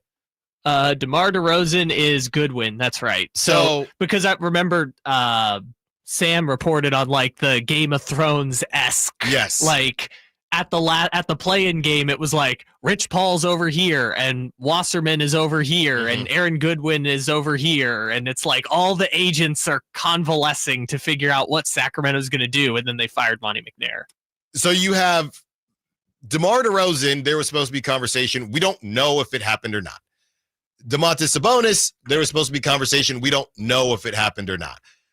That is the reason I'm not disagreeing with Dan, because we never, very similar to Giannis, we never heard anything. It's just been silent. They're just not going on with streamers like Speed and other dudes like Giannis saying, I might go to New York or I might stay in Milwaukee. I think I want to stay in Milwaukee. So, and those are the only updates we've heard from Giannis. So all these guys where we had questions going into the offseason, we just haven't heard anything. Yeah, all we've heard from Sabonis is that he had a kid and he threw a bad first pitch at an A's game. That's it. And it was bad. It was very, very bad. When we return, let's take it to the Diamond. Jeff Passan on what certain teams could do ahead of the deadline. We give you an update on what he thinks the Giants could do and an update on what he thinks the A's could do. Allen Stiles, Sacktown Sports. Mike Rowe here with a quick question. Is your concrete sinking? Whether it's your driveway, sidewalk, or patio, those uneven surfaces are not just ugly, they're dangerous. That's where Groundworks comes in. They use state-of-the-art concrete lifting solutions to prevent tripping hazards, and they're the best at what they do. Schedule your free inspection at groundworks.com/row. And while you're there, check out my latest dirty job. It's a good one. Licensed in all states where work is performed. See website for details. Hi, I'm Frank LaRosa with Golf to Go. I love spending a day on the golf course with invited friends, but not with uninvited mosquitoes, which can carry serious diseases like West Nile virus. Don't let mosquito bites ruin your round or your health. Stay safe while playing golf, hiking, or enjoying the outdoors with family. Defend yourself with insect repellent. For tips about your golf game, listen for Golf to Go. But for more tips on protecting yourself and your home from mosquitoes, visit fightthebite.net. There was always a crowd gathered around our dining table when I was growing up. Hi, I'm Frank LaRosa with a word about Naturewood Home Furnishings. Everyone was welcome at my mother's table, so holidays, birthdays, and celebrations always included family and friends. I used to think I was the most popular kid in the neighborhood until I realized that my friends were really there for my mother's incredible cooking. Years later, when I bought my own dining table from Naturewood, I made sure it was large enough to make friends feel welcome. And right now, during Naturewood Home Furnishings' Dine in Style sale, you have an opportunity to find the perfect dining room furniture to help you create your own treasured memories. Choose from casual to formal or anything in between. Visit Naturewood Home Furnishings during the Dine in Style sale off Highway 50 at Hazel. Look for the water wheel. The Giant Summer Sale is here. Get giant savings on our giant selection only at Folsom Lake Honda, your one-stop Honda shop. Looking to own or lease? Save during the Honda Summer Event and drive a brand new Accord or Civic. See all our specials at FolsomLakeHonda.com. As a family-owned and operated dealership since 2009, customer service is our #1 priority. Our customers love doing business with us, and you will too. Folsom Lake Honda. Go to FolsomLakeHonda.com. Your one-stop Honda shop. This summer, the heat keeps coming on the Sacktown Sports Live events calendar. Kicking off when Third Eye Blind and Neon Trees light up the stage on July 25th at the venue at Thunder Valley. Then, head up to the lake for not one, but 2 nights with Old Dominion, August 1st and 2nd at the Lake Tahoe Amphitheater at Caesars Republic. And come right back up August 17th for Glass Animals. On August 21st, flash back to your favorite decade with Lost 80s Rewind featuring Flock of Seagulls at Thunder Valley Resort and Casino. Then, get weird with the one and only Weird Al Yankovic live at the Lake Tahoe Amphitheater at Caesars Republic on August 24th. On August 29th, Japanese Breakfast takes the stage at the all-new Channel 24 music venue in downtown Sacramento. And don't miss the legendary Darius Rucker bringing the country heat to the Lake Tahoe Amphitheater at Caesars Republic on September 13th. For tickets and more details, keep it right here on Sacktown Sports or visit sacktownsports.com. Do you have 3 ex-wives and your current trophy wife wants a life insurance policy 3 times the size of the policies you had to purchase for your previous mistakes? If so, you need to call Big Lou at Term Provider, 800-444-2013. Big Lou is intimately familiar with your problems, and if you're 50 or 60 years old and in reasonably good health, a $1 million policy should only cost about $100 to $200 per month. Big Lou may have a solution for your previous policies as well. You may even save enough money to lighten the load on your new $1 million policy. Remember, call Big Lou. He's like you, except he's only on number 2. Call Term Provider at 800-444-2013. That's 800-444-2013 for $1 million in term life insurance that you can live with. Call Big Lou at 800-444-2013. 800-444-2013. At Kids Care Dental and Orthodontics, we're all about summer smiles. During July, we're having our Summer Smiles special with $300 off braces or Invisalign with no money down if you start treatment in July. And you'll have a chance to win Legoland tickets. Go to kidscaredental.com for more information.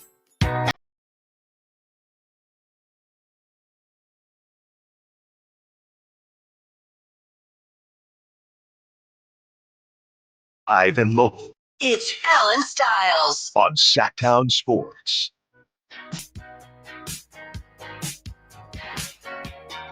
The trade deadline for Major League Baseball, what is that, 6 days away, July 31st? Yeah, next Thursday. We're going to be live on the show while trades are breaking. We're going to be live, baby. Did you see the big moves already today? It's starting. That's right. And one of the brothers is headed to Seattle's doing their typical, one of the nailers is headed to, I think the good nailer. The biggest, the rockabye baby nailer. Yes, the good one. He's my bleeping son. He's my bleeping baby. Oh, I'm still so mad the Padres traded him. Oh, he was so much fun. There's 4 nailers in Major League Baseball right now, and one of them is going to Seattle. This is Seattle's typical move where we have to study this. Every time the Mariners make that all-in move to break the drought and make the playoffs, they will fall off a cliff now. Every single time. Every single year. Last year was Randy last year or 2 years ago? Randy was off-season. I think it was Teoscar 2 years ago. I think Randy was part of the season. I'm pretty sure, man. Let's see. Randy was... So this is Randy's second year in Seattle. Right. So... I'm telling you, it was during the season. Randy was an all-in move. It was Teoscar Hernandez 1 year. Every time. And then they start to lose. If you can, hey, Prop Talk, if you can bet the under on the Mariners to close out the season now that they've made this move, do it. You just don't like the Mariners, dude. I You do just like the don't Mariners. believe I in do them. like the Mariners. When I'm playing Ken Griffey Jr. baseball, I only use the Mariners. They just they continue to lose, and I'm tired of watching videos on Julio Rodriguez when he's not good right now. Yeah, but at the start of the year, when you believed the A's were going to win 74 games or more, No, I did not you thought say they were going to that. be close to 500. Well, yeah, let me check. I think I did lay that down when I was in PA. I got some bad bets that are just cooked. Just absolutely When fried. you thought that the A's were going to win 80 games, you were like, AL West is wide open. The Mariners, no chance.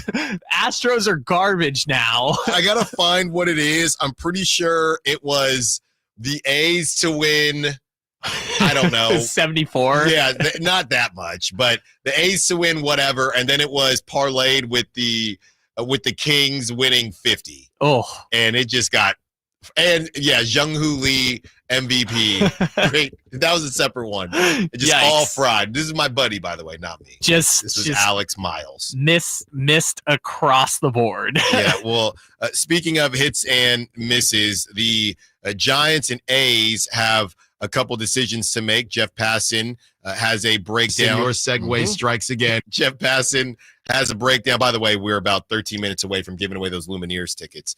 So you do not want to miss that. Jeff Passan has a breakdown on what these teams could do at the deadline. Let's go to the Giants first, and then we will break down the A's. This is what Jeff Passan has to say about the Giants. The Giants have been mediocre since the 24-14 start. Devers' arrival has done nothing to jolt the offense. As excellent as Logan Webb, Robbie Ray, and Landon Roop have been, the back end of the rotation is a mess. San Francisco is where it is because of a dynamic bullpen, one that, based on its peripherals, is due to regress. So as much as new president of baseball operations Buster Posey's instinct is to push and win, the Giants are being open-minded. If they turn around from an ugly post-All-Star break swoon, Posey can add on the fringes, perhaps an arm such as Littell, who is not a standout name, but throws strikes, gobbles innings with his propensity to give up home runs, would benefit strongly from playing in the cavernous Oracle Park. Posey could also pivot the other way and do a soft offload, starting with Rogers, a prolific side armor. He leads Major League Baseball with 49 appearances, who has walked only 4 hitters and is a free agent this winter. Others who could move include Wilmer Flores, Mike Yastrzemski, and right-hander Justin Verlander, who, at 42, is allowing more than a base runner and a half per inning. Finally saying goodbye to Tyler Rogers would be tough, okay? Wilmer Flores, all these guys. I know I roast Mike Yastrzemski and to a lesser degree Wilmer Flores, but really Wilmer Flores' batting stance. But it would be kind of the sign, I don't know, do you almost feel like Buster Posey should do it to say it's just time to move on? We're moving into a different realm now. Thank you for your service, Mike Yastrzemski. I believe he might be the longest tenured Giant right now on the roster. Thank you for your service, Wilmer Flores. But it's just time to move on. Even if the Giants don't do anything per se, yeah, it's a soft offload. I am Buster Posey. We are moving into a new era of San Francisco Giants baseball. And also Yastrzemski specifically is a free agent after the season too. So same with Rodgers. That's what Passan said. So, hey, it's just time. No disrespect. It's just time. I think it's just the idea of if it's inevitable anyways, then let's just clean things up a little bit and have this team make more sense, which again, it depends what you get back. If you get, I don't know, another infielder for Yastrzemski who's a tweener, then I guess that helps. But like when it said needs for the Giants, it said, I think for the A's, it just said any type of pitching. For the Giants, it said a second baseman and starting pitching. And I don't think they're going to get that without trading prospects right now. So if you're dealing Yastrzemski, you're getting someone who might be a River Cat for a little bit of the season. Senor Segway strikes again. Wrong button, right?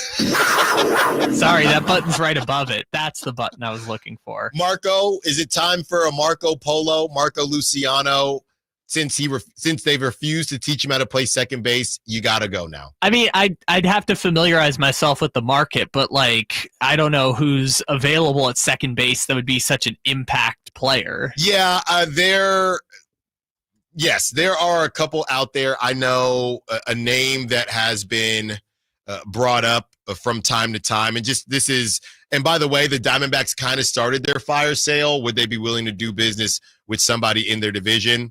That's also the question.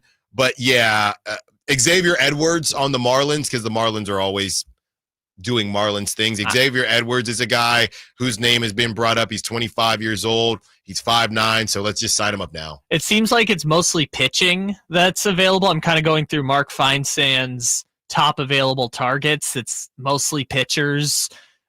Luis Robert is mentioned, Marcelo Zuna. Like, there's just not a lot. It's the same guys that play corners and hit dingers. Yeah, there's not really an option. Hey, if you want a stopgap, Luis Arias is right over in Sacramento. I mean, can drive across the bridge. Yeah, not bad traffic. I like Xavier Edwards. He's a name that's been brought up right now. Let's see here. He's hitting two. He's only got one bomb. This is literally me. One bomb, 292, 17 stolen bases. So the reason it would go in this direction is because turns out Jung-Hoo Lee isn't a leadoff hitter. I gotta double check and see if he hit leadoff in the KBO. Maybe, but like, isn't Ramos leadoff hitter at this point? I personally don't like Ramos as a leadoff. So you think the future leadoff hitter isn't on the team yet? Apparently. I thought it was Jung-Hoo Lee, because when you sign a 5'10" speedy guy, a left-hander, you would think, I don't know. No, maybe I'm just old school. He's a 6 hitter. Yeah, no. These are 6 guys. That's a 6 hitter, especially when his OPS is like 730. Oh, cool. Is he ever going to bunt? No. He will. He doesn't even know how to bunt. Let's get to what Passan had to say about the A's, because if you're an A's fans out there, you're going to feel really good about this for the future. The latest, when the A's look back on 2025, it will be seen as the year hope returned. Nick Kurtz has been one of the 10 best hitters in all of baseball since his debut. Jacob Wilson will win a batting title someday. Denzel Clark might win a Gold Glove in center field this year. Denzel Clark is out, by the way. I just did our most recent injury report, so that might be the only thing that hinders him from winning the Gold Glove. Brent Rooker is a middle-of-the-order force and locked up long-term. Lawrence Butler is excellent and also going to be around for more than half a decade. Shea Langeliers, Tyler Soderstrom. When it comes to the A's everyday players, it goes on and on. Then there's a matter of pitching. It's rough. And while they could theoretically move Miller, their flame-throwing closer, the price is exorbitant and too rich for teams in need of relief arms. Instead, the A's will offer their veteran starters, Luis Severino. Yes, he's reading this. Yes, please. Finally, they will offer Luis Severino, Jeffrey Springs, J.P. Sears. Now, these are names. If you're the Giants, hey, just literally, we're all in the same locker room. Let's just switch up whatever we're doing and just leave on one of the buses, and it's very easy to get that done. Jeffrey Springs, just slide on down. Just come on down. Jeffrey, for Marco Luciano. Now, Marco Luciano, funny, he would have to leave to go to Vegas to play AAA, then come back to Sacramento if he gets pulled up to the A's. I don't think they would get Luciano for him. No, I know. I'm just saying anybody would be funny. Pick any player. Sure. I think Brett Auerbach's gone now. But one of those guys, Encarnacion, whoever it is, it's going to be a very funny planes, trains, and automobiles. Getting back to the article, Jeffrey Springs, JP Sears, and hope to draw interest in relievers they can turn into young arms. Engage Jump, Luis Morales, and recent first-round pick Jamie Arnold. They have young talent with potential, but if owner John Fisher wants to head to Las Vegas with a team worth watching, he needs to spend money, real money, on starting pitching and round out a team whose offense will be more than worth the price of admission. That's pretty good stuff from Jeff Passan. That is a good way to look at it. And since we're just talking about it briefly, I saw this crazy stat. Nick Kurtz for the A's has 17 doubles, 2 triples, and 19 homers, 28 walks in his first 65 games. Those specific numbers in doubles, triples, home runs, and walks, no other player in MLB history has ever done that through 65 games. Insane. Like, he's going to be their 4-hitter or 3-hitter for years to come. Insane. You know, what's also insane is I feel like I haven't hit my quota for my guy that the Kings drafted. We have gone far too long without talking about Maxime Reynaud, but that ends in the 1 o'clock hour. Brendan Nunez sat down and had a conversation with Kyle Smith, Stanford head basketball coach, to talk about the new 5/stretch 4 on the Kings. We have that for you in its entirety when we return and we break it all down, getting back into some Kings talk to start the 1 o'clock hour. Allen Stiles, Sacktown Sports. This is the story of the one. As a safety manager at a manufacturing plant, he does everything he can to keep his coworkers safe. From finding ways to reduce risks to keeping safety supplies in stock. And for that, he relies on Grainger. Grainger offers a broad range of quality products and next-day delivery, so he can always play it safe. Call 1-800-GRAINGER, click Grainger.com, or just stop by. Grainger, for the ones who get it done. Whitey here, and I want to remind you, not all grills are created equal. The Napoleon Prestige line of outdoor cookers are built different, built better, and built to last, with features other grills can't match, complete with a lifetime warranty. It's a great time to find out for yourself because Napoleon's Pro Summer Blast is on right now. Save up to $400 today on a Napoleon stainless steel Pro Grill. Become the envy of your neighborhood. Offer ends July 31st, 2025. Visit your local Green Acres Nursery and Supply and get grilling today on your new Napoleon Prestige Pro Grill. Napoleon stainless steel grills, simply the best. Save $12,000 off MSRP. Every new 2025 Silverado 1500 5.3 liter at Maida's Elk Grove Chevy after all rebates. And Maida Chevy has one of the largest selections in the Sacramento area. Plus $12,000 off new Silverado exclusively at the Maida Chevy Silverado Super Center. Now that's big, huge. See them all at MaidaChevy.com. Together, let's drive. Excludes work truck. Must trade in 2011 Chevy car or truck. Not available with special financing, lease, and some other offers. Great deal at Maida. Get ready for a summer surprise. It's a holiday celebration at Christmas in July with the Sacramento River Cats. Friday, July 25th at Sutter Health Park is the perfect day to enjoy holiday cheer with your family and friends. Enjoy Christmas music, themed activities, and exciting River Cats baseball action all in one place. Don't miss out on this unique summer event. Get your baseball tickets for Christmas in July at rivercats.com. Carmichael Dave here for my friends at American Energy Heating and Air. Yes, I always tell you they are a family-owned operation, been in business since 81, A-plus Better Business Bureau, but it is hot. We are in those Sacramento hot months. I want to focus on them being your second opinion partner. What does that mean? Maybe you've got somebody you're working with or you've worked with in the past in the HVAC world. Guess what? They want to give you a second opinion. How much does it cost? Nothing. You call them up and say, hey, can I get a second opinion on this deal? They come out and they either say, wow, that's a great deal. You should feel better about that. Or they say, we can beat that price. And usually they're going to beat it by a lot. Guess what? You just saved money and it didn't cost you anything to find out. It's a no-lose situation. Go with a trusted company. American Energy, 916-520-9990. That's 916-520-9990 or AmericanEnergyAir.com. Jingle Singers, take it away. Call 916-520-9990 now. Get ready for a night out with Jordan Davis. It's Country in the Park 2, Saturday, September 13th at Cal Expo. Along with special guests Mitchell Tenpenny,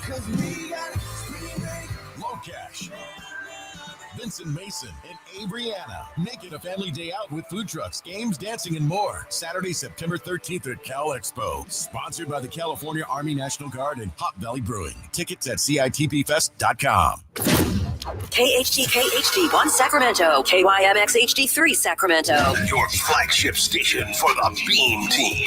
From the Power Business Technology Toshiba Studios. This is Sacktown Sports 1140.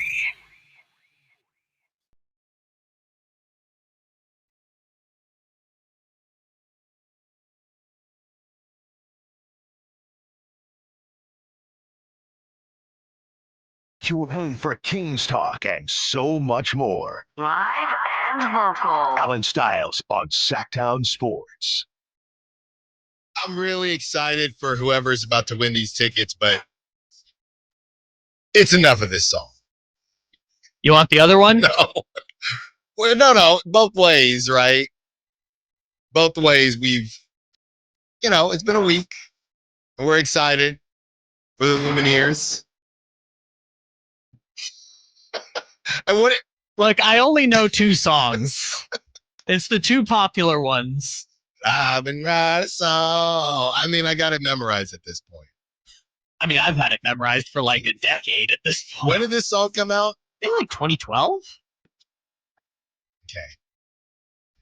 All right. Enough messing around here. I got everything ready to go. If you are on the line right now, you do not count. If you are on the line right now just to talk Kings, stay there. If you are on the line right now for Lumineers tickets, you will not count because we have not announced it yet. We're about to, and they're gone. Good job. So now you have a real chance at it. Win a pair of tickets to see the Lumineers at Golden One Center on August 6th. The Lumineers are bringing the Automatic World Tour to Sacramento on August 6th. We're looking for caller number 1. We're looking for caller number 1, 916-339-1140 on the Folsom Lake Honda hotline right now to win a pair of tickets to see the Lumineers at Golden One Center on August 6th. Caller number 1. Oh my goodness, is it the same person? Yep, that doesn't count. It's the same person. No, it should count. That counts. No. Why? People haven't had a chance yet. What do you mean a chance? It's caller number 1. Now the lines are lighting up. They're late. They hung up. That's legal. No. Pick that person. They were cheating. That's not cheating. They hung up. I'm going to take the number right below it. No, that's messed up, man. Now the person doesn't know if it's them or not. Nobody knows if it's them or not. Whoever you are, it should be you. But we'll never know. You were technically the first. 916-339-1140. Kyle is going to get to that caller. And we do have the interview with Brendan Nunez and Kyle Smith, Stanford head coach. All things Maxime Reynel coming up right now. Here it is. Obviously, you didn't coach Max throughout his entire collegiate career, but, playing against him early on, sort of what were your early impressions? And then as you move over, you're mulling the decision to go over to Stanford. How much did he factor into that? Well, first of all, I tried to recruit him at Washington State, and his coach reached out to me, actually his advisor at the time, his agent, Boonange, who I've known for a while, and he showed me a film, and it was instant, like, yes. I was like, 7-footer that could make shots and looked pretty bouncy, and I was like, well, him at Washington State, this is something we should try to do, and literally committed to Stanford the next day. So I don't know. So I was kind of envious of watching, and then I was like, oh, do they know what they got? I really felt like that, and he started playing minutes early in his freshman year, and I could just see how bouncy he was. He made some high-end plays. Now, he didn't make them consistently enough, and they had some older guys or better, but maybe better. Not as talented necessarily, but just like he was just kind of green. But it's like, he's talented. And so watching him progress, I've always thought he had a chance to be an NBA player from high school now. And then when taking the job, really didn't have that much because you're just hoping they stay. For me, going to Stanford was, hey, Stanford's got a brand. It's going to be something. And it's high academic like that. But luckily, Maxime's a perfect fit. He is all about Stanford. He would have come here if he wasn't an athlete. He belongs here. He would try to apply and be here. And like I said, he has a potentially bigger earning potential in tech than basketball. And he's making $2 million already. So, I mean, he's that talented. He's a computer science major, math minor, speaks multiple languages. He's just a really talented guy. Yeah, I guess I'm curious about the education. I know you mentioned before the computer science major, like you just did there. I mean, you see a lot of athletes that I think sports are kind of the primary thing for them. But how much did you see Max really, care about his education and prioritize that? And I think you see him be a really smart player on the court as well. He's out here talking about how he enjoys calling out other teams' defensive coverages just to rattle them up a little bit. You know what? You wouldn't know that that's how gifted he is. I wouldn't think he's a student at all necessarily. He just seems like a guy that just gets his work done, yada, yada. He has time for a social life. He's really engaged with his teammates. He's engaged with the student body. He's engaged with our coaching staff.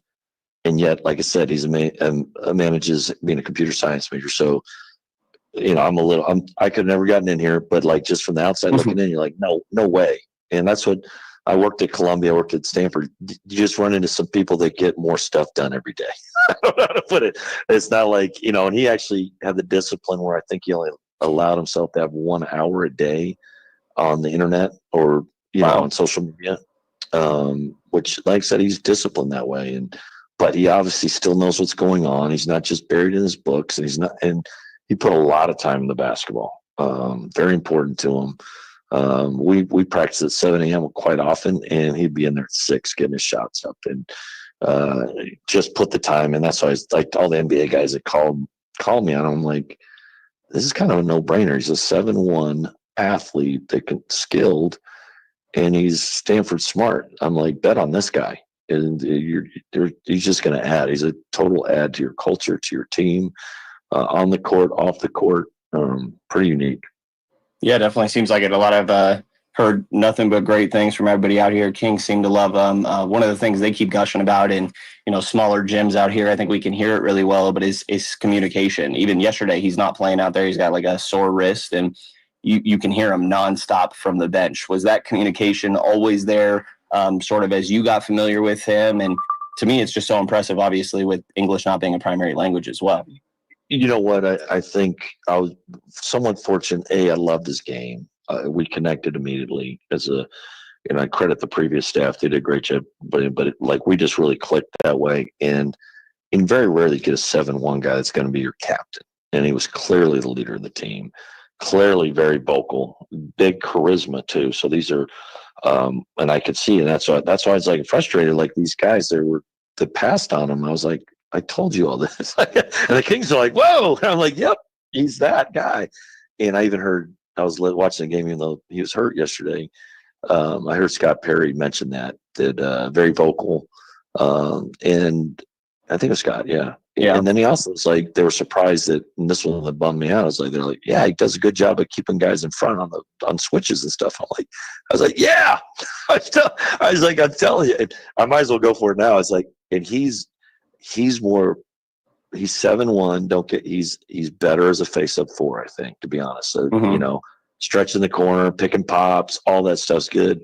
And then Isaac Jones is going to eat on the low post more. It's like invert those two. And don't worry that one's 6'8", one's 7'1". I'm telling you, they'll whatever. But they're both young. I'm excited for both those guys. But his ability, to move his feet he can really move. And he's 7'1", so that I think that's just like his. And I know the big guys are always going to worry. Like I'm not concerned about his perimeter defense is going to be really good. And then he's still got to get stronger to battle with some of the physicality of the low post guys. So I think he's more comfortable as he moves forward. We'll see how it goes. I always say he's closer to Lauri Markkanen than Luke Cornett. More like an Olynyk. I think he moves his feet better than an Olynyk, but something like an Olynyk, skillful, big. They can play inside and out. Yeah, a little more size there too. I've definitely seen that one. That makes sense to me. It's funny you mentioned Isaac there. Obviously, guy you're familiar with. They're trying to move Isaac to the 4 right now. It seems, and I know they did last year. It's like I was like, I want to tell these NBA guys, it's like, there's nothing wrong with running horns with those two. You'll be fine. You know, like everyone wants to be the 5 out and like they've kind of made it harder to play guys that are 4-5s. Yeah. And that's your traditional power forward in old, 20 years ago or 10 years ago. So it's like, it's okay. And I think I've seen, and you'll saw it a little bit in the playoffs where the Thunder play their 2 bigs and they'll play them high-low. And that's where, that's where Isaac's going to function better there. Both of them, I think, would function more in those things. Ball screen motion, which, I'm telling you, Sabonis is so well-versed in running because like what Gonzaga does, I've been waiting for the NBA team to do it. If you got a guy that can guard on the perimeter that's a 4-5, you'll murder teams with the ball screen motion at times. And the Rockets did it to the Warriors. First try, they couldn't finish it off. Well, they'd go Adams and the Turkish kid, and they were just Şengün. Yeah, the Warriors are like, we got nothing. We can't get a rebound. All of a sudden, can't get a rebound. So, they're NBA guys. They'll figure it out. But I was especially with Sabonis, is such a great guy for Maxime to learn from. I mean, it's because I saw him in college, and he always had good feel, but he was kind of a more bruiser in college, and then he became, he's just becoming this monster. Passer's feel is so good, and I think he'll learn a lot from him. Yeah, is that the part, like when you say you think Domas is good for him, is it the physicality, it's the feel with that playmaking? Where specifically does it kind of stand out to you? Everything, both areas, just being a pro. I think Sabonis is a high character guy, really polished person, the whole bit, and professional in every way, which Maxime is, but Maxime would just benefit from him. And like I said, things you just touched on, the physicality, learn how to be an NBA player, but also like the tricks of the trade, like Maxime was more back to the basket in his first 3 years or 2.5 years. And then halfway through his junior year, he started shooting threes more. And then we're really the first, just by our personnel, we said, you know what, we're throwing the ball to him everywhere, every possession, top of the key. A lot of we play him like Sabonis, but he shoots it. It was a carte blanche. Like, and then the more I coached him, I was like, darn it, we should have signed a center to go with him, and we would have been really tough to deal with, and we put him a lot of pick and pops and stuff like that. So, I just think Sabonis is he's a great player, and maybe I'm partial because I was a WCC guy for 20 years. So, watching him blossom and become an all-star and stuff like that is pretty unique. No, fair enough. And yeah, I mean, Max said one of the first things when he asked him why he liked the Kings, he said he loves Domas. So fair enough. I lean into that. But you mentioned the defense there. I'm kind of curious your thoughts on that. The switchability, I think, is intriguing. Obviously going to run him and drop a little. Like, what do you think of what the defensive potential is there?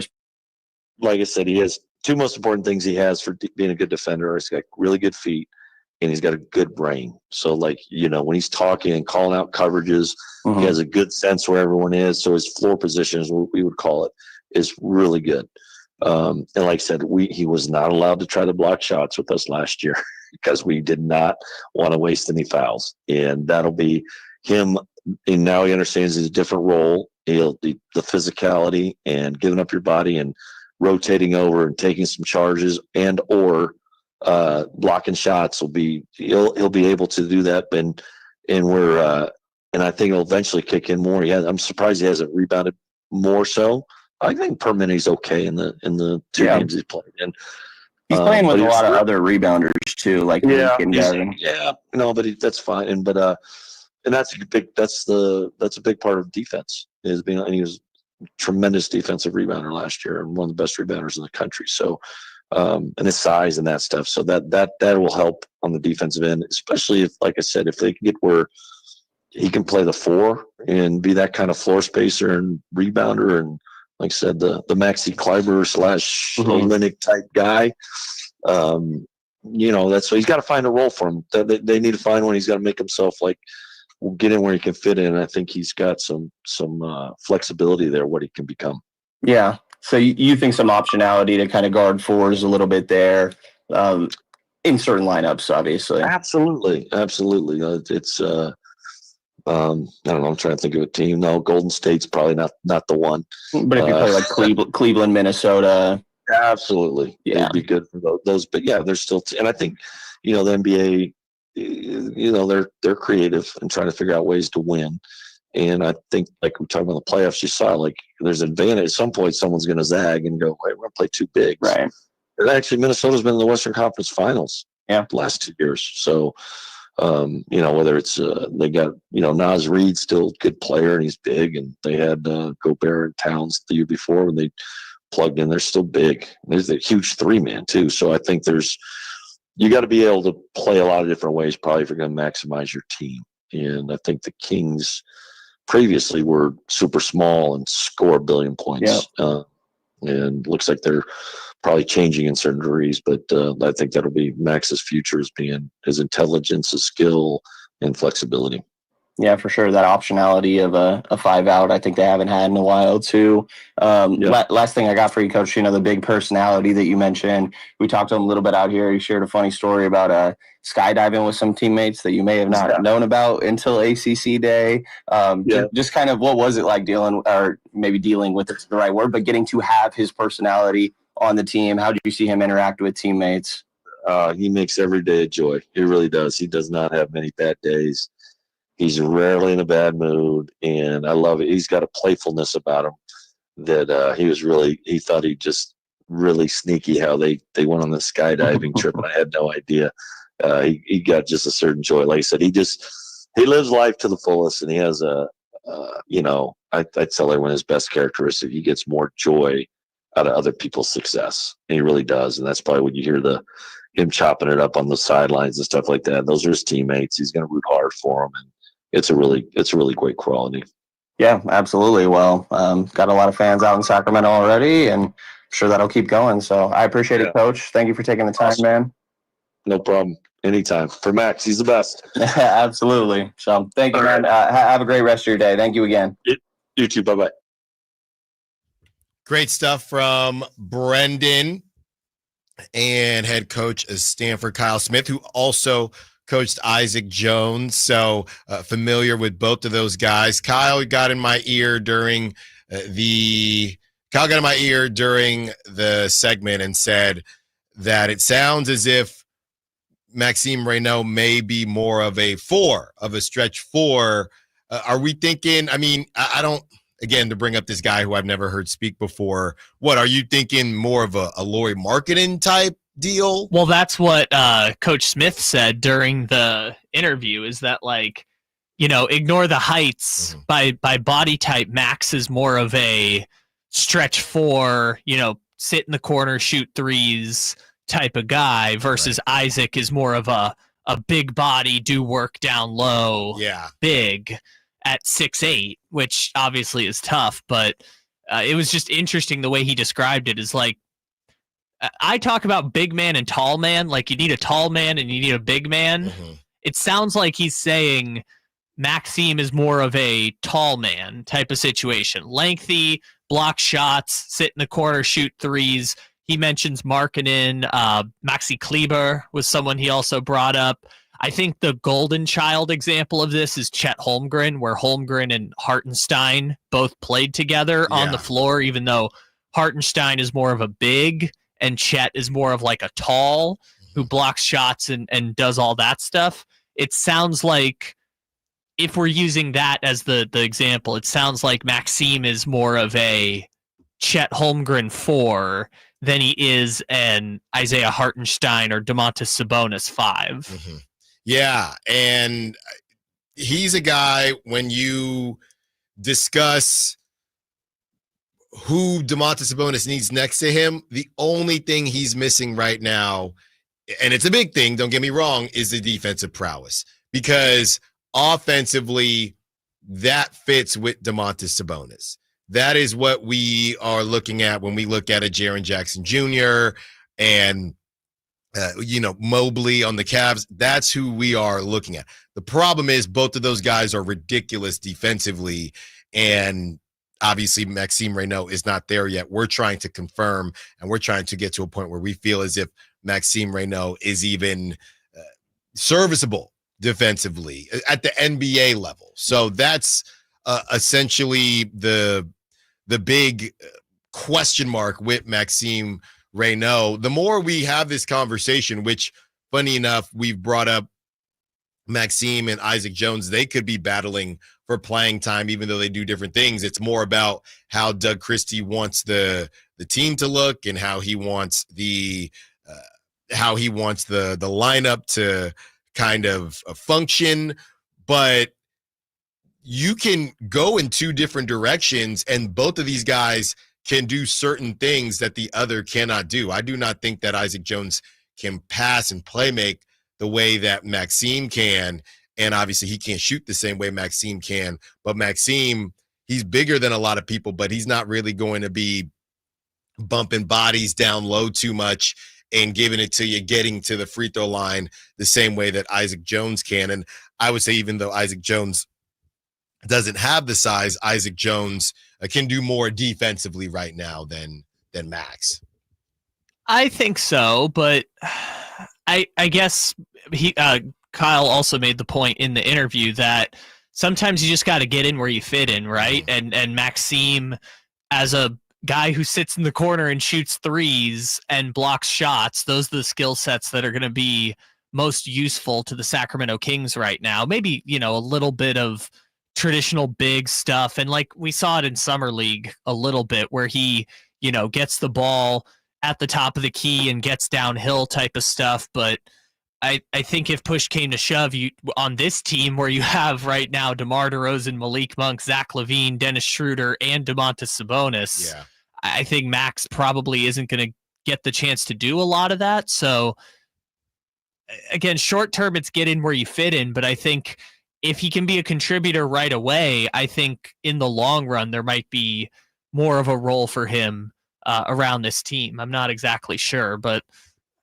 right now, like he said, you just kind of look at him as a stretch four, and obviously the Kings need that right now. So if he can play at an NBA level as a 42nd pick in the draft, that would be what we talked about earlier with Keon Ellis, acquiring value if you're the Sacramento Kings. Yeah, and obviously I'm trying to think if and I know I'm trying to take myself out of the Sacramento bubble, but I'm just trying to think about a second round pick with as much hype as Maxime Reynaud over the last, not this season, but over the last couple seasons, where Nick Clifford was obviously talked about, but even outside of just in the Bay, it would be, or outside of Sacramento, the Warriors could have taken him. Actually, they traded out of it. A player who slipped to where he slipped ended up being a second rounder, but people are still kind of regarding him as someone like that. I don't know how often this happens. You go to the second round and people treat you like a second rounder. Yeah, I'm kind of just going through last year, the 2024's second round picks. You've got like Filipowski, but that's different because that's a good one though. But also he's a former 5-star prospect who didn't really work out for reasons I don't want to talk about. No, I'm not touching that. We're too close to the finish line here. Yeah, So that's one of them. I see Tyler Kolek is in here. Knicks fans were really excited about him, even though he was kind of one of those get in where you fit in type of players. Iguodaro with the Suns last year, people got excited about him, but you're right. It's less of like hey, we're looking for you to contribute in the same way like Khalil Ware contributed to the Heat, even though he was picked 25 picks ahead of him. If Maxime Reynaud spends a lot of time in Stockton, that would be seen as kind of not bad, but that would be seen as a letdown. Most of the time, that's not the case with second rounders. Yeah, it would be more of the traditional second round path, but I think some people would look at that like, aw, that stinks. Yeah, that's not exactly. That's not exactly what we thought was going to happen. There is a good question here on the text line regarding Isaac Jones that we will get to. And if you're just now joining us, you've been running around all day. We will essentially give you a breakdown of everything that went on in the show, talking to Brett Siegel and the newest on Jonathan Kuminga. Allen Stiles, Sacktown Sports. With 25 award-winning years in Northern California, Ashton & Price is your local injury law firm. Pro attorney tip: if a firm presents as local but they're in LA, red flag. If your first consultation is not with a lawyer, big red flag. At Ashton & Price, your first consult is with a local attorney, and if serious injury prevents travel, a lawyer will come to you. Still not enough? George Washington's my uncle. At Ashton & Price, no red flags, just red, white, and blue. Remember, for the best advice, don't think twice. Call Ashton & Price. The Giant Summer Sale is here. Get giant savings on our giant selection only at Folsom Lake Honda, your one-stop Honda shop. Looking to own or lease? Save during the Honda Summer Event and drive a brand new Accord or Civic. See all our specials at FolsomLakeHonda.com. As a family-owned and operated dealership since 2009, customer service is our -- priority. Our customers love doing business with us, and you will too.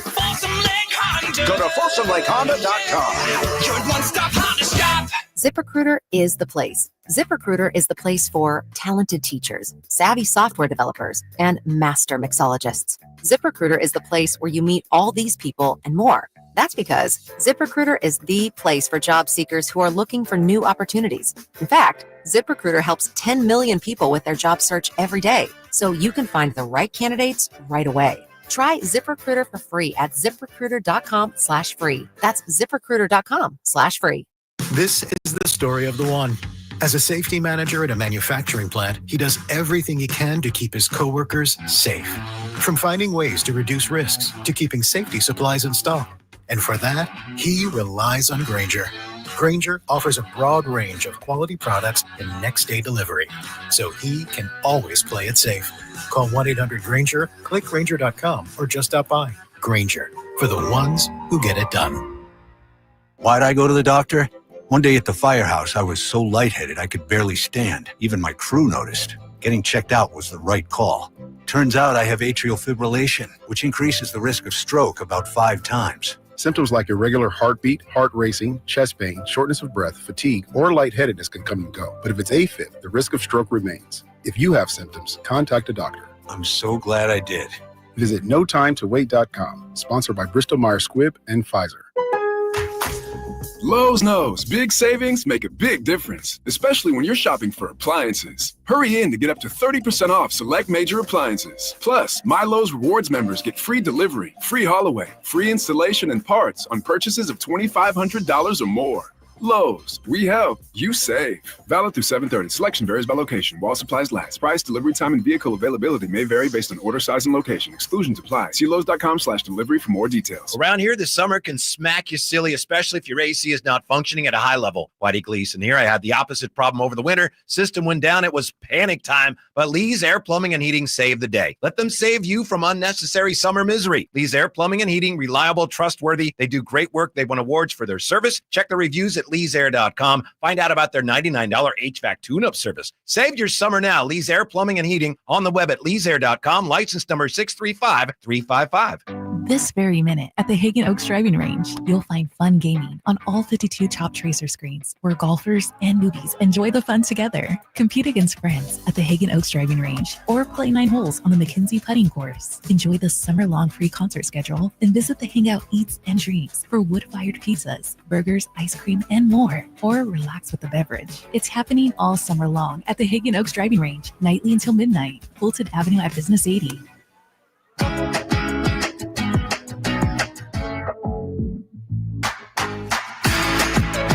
Allen Stiles You can join the show by texting 916-339-1140 on Sacktown Sports.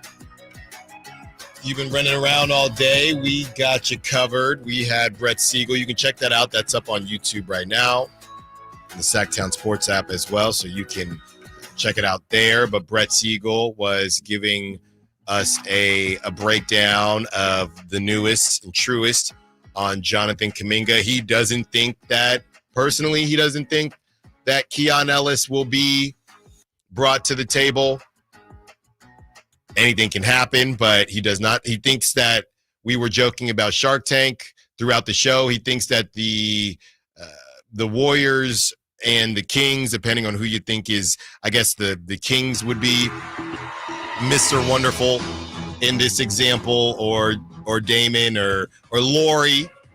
I love Lori, my personal favorite. Or Lori, final offer, and they just won't do a deal if the Warriors aren't willing to take it. That's what he thinks. He does not think that they will negotiate any more with the Warriors, but you never know what could happen. Wanted to get to this text that I thought was a good one as far as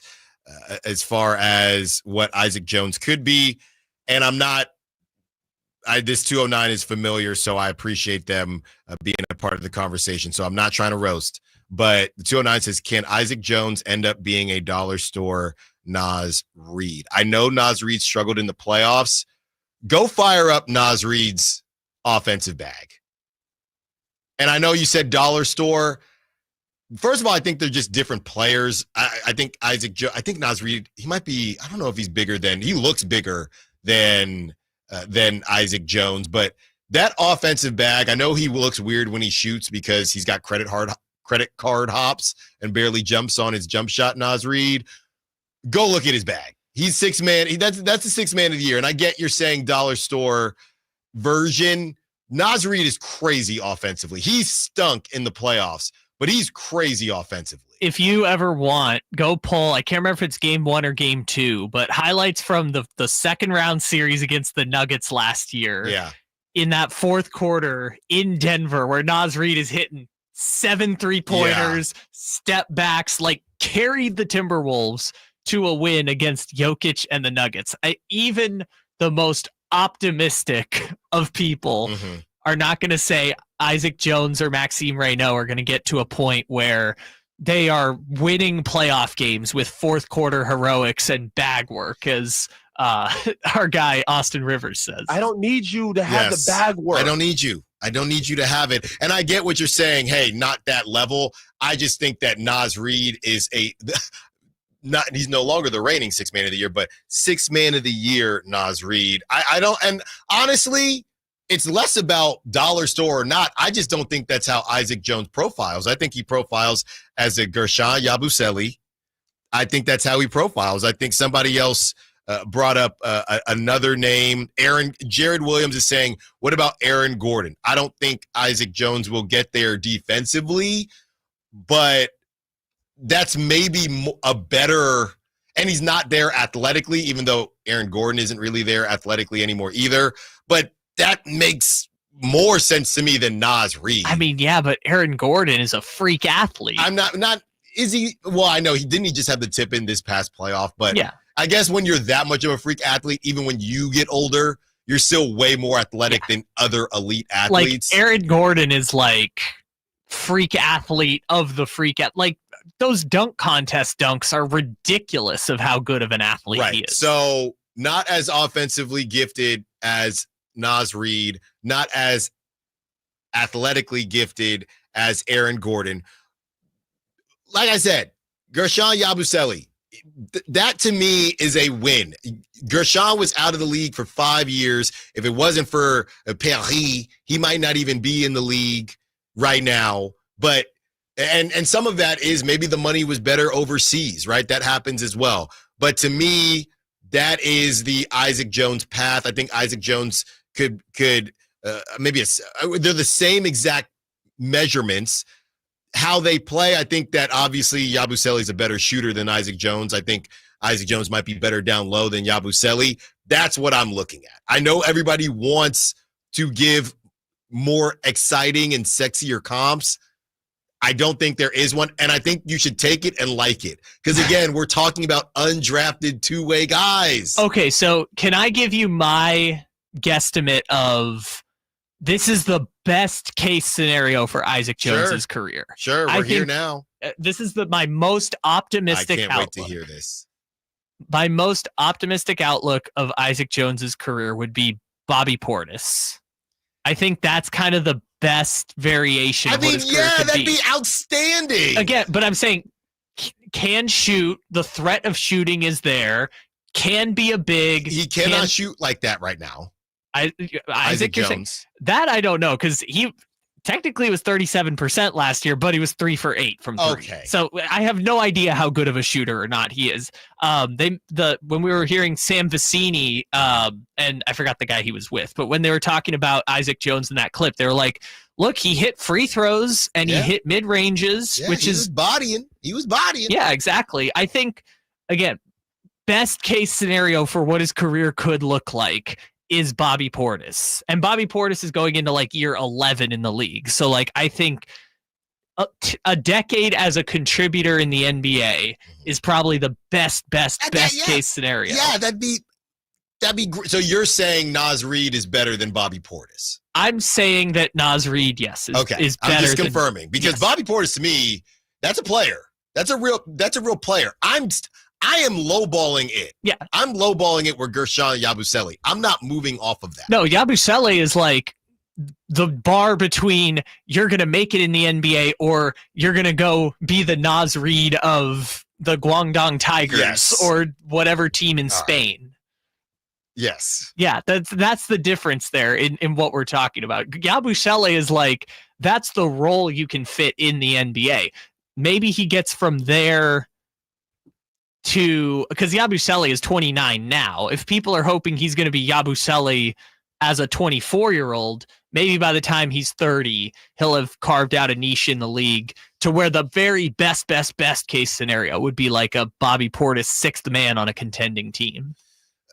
If you're just joining the show, we had Brett Siegel on during the 11 o'clock hour. We also talked about Dan Favale, who listed out 5 players that he thinks or he predicts will request a trade, and Domantas Sabonis was one of those players. We kicked off the show discussing how I think there is a handshake agreement between the Kings and DeMar DeRozan. If they acquire Jonathan Kuminga, DeMar DeRozan won't be a Sacramento King anymore.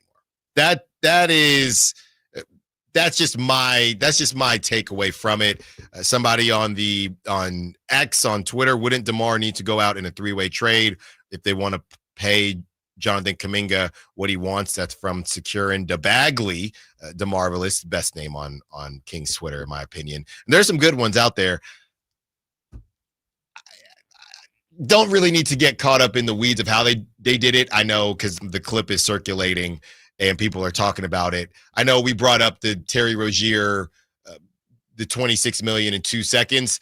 It doesn't really matter what happens. The larger point is that if they acquire Jonathan Kuminga, I think that DeMar DeRozan will no longer be on the team. Yeah. It doesn't really matter how they do it. You have to send out $18 million if Kuminga is going to get 25. The easiest way I can explain it is you have to send out at $8 million less than whatever you sign Kuminga for. So if you sign him to $23 million, you got to send out 15, 25, 17, etc. Right. Which means you have to move either Malik Monk or DeMar DeRozan. That's the simplest way I can explain it. You have to move one of them. That's why they were talking to Detroit about a sign and trade with Monk. And if you sit there and get even deeper into the weeds as to whether a third team might get involved, maybe they do, right? Maybe they do. The larger point is that Jonathan Kuminga and what was pitched to him via Zoom or however they met, when he met with BJ Armstrong, Scott Perry. I can't remember if Doug Christie was brought up as well, but I think I recall Doug Christie being brought up as well. There's just no way on God's green earth that the Kings can keep their current starting lineup. They just can't. Well, yeah, because there's just too many names. No, it's literally too many. And you're already sacrificing one spot. I say sacrificing. You're putting a fringe starter in Dennis Schroeder at the point guard position. So that already takes one spot away where you're limiting your ceiling. Now, again, it's Doug will tell you last year, it only matters who closes, not who starts. But if Kuminga's looking for the minutes. You know who says that? Bench players. Not saying that about Doug, but that's what they say to make bench players feel good. Doesn't matter who starts. It matters who's playing at the end. You know who I'd get told that when I wasn't starting.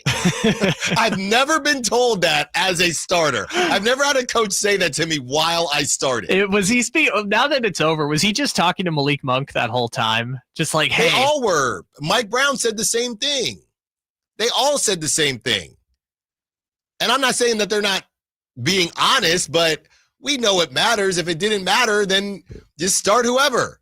Yeah, then start Keon. Start Keon then. Put Levine on the bench. So we got one more segment with you. We're going to have some fun in this segment, in style, out of style, returns as we discuss a weekend full of movie remakes. Does Kyle know what any of these originals are even about? And a Little League player is stuck in a lawsuit for bat flipping. I'm not kidding. Closing out the show. It's been a good one. Allen Stiles, Sacktown Sports. Are you thinking about buying a new car? Well, maybe you're on the fence. Let me help you out. Kyle Draper here from Mercedes-Benz of Stockton. From the first time I stepped into the MP of Stockton showroom, I knew I made the right choice. I settled on the all-electric EQS SUV. It's comfortable, stylish, and most importantly, it's safe. Mercedes-Benz has the reputation of making the finest cars in the world. Now it's your turn to experience what I already know. Mercedes-Benz of Stockton is the best car buying experience you'll ever have. It's just a short drive down I-5 or anytime at mbfstockton.com. Bring the whole family to Sutter Health Park for Sacramento River Cats baseball. It's more than a game. It's an experience your kids will never forget. Enjoy exciting action on the field, delicious ballpark food, and fun activities for all ages. From meeting Dinger the mascot to running the bases every Sunday, there is something for everyone. Create lasting memories with your family this season. Get your tickets at rivercats.com. A couple years ago, I was in the bathroom at the airport when I dropped my smartphone in the toilet. Not smart. I was multitasking when I should have been focused on the job at hand. Embarrassing, but I'm not alone. According to Google, 7 million other multitaskers accidentally dropped their phones into the bowl last year. A gentle reminder that right now you can get yourself a brand new Samsung Galaxy A36 absolutely free with a $35 plan from Pure Talk.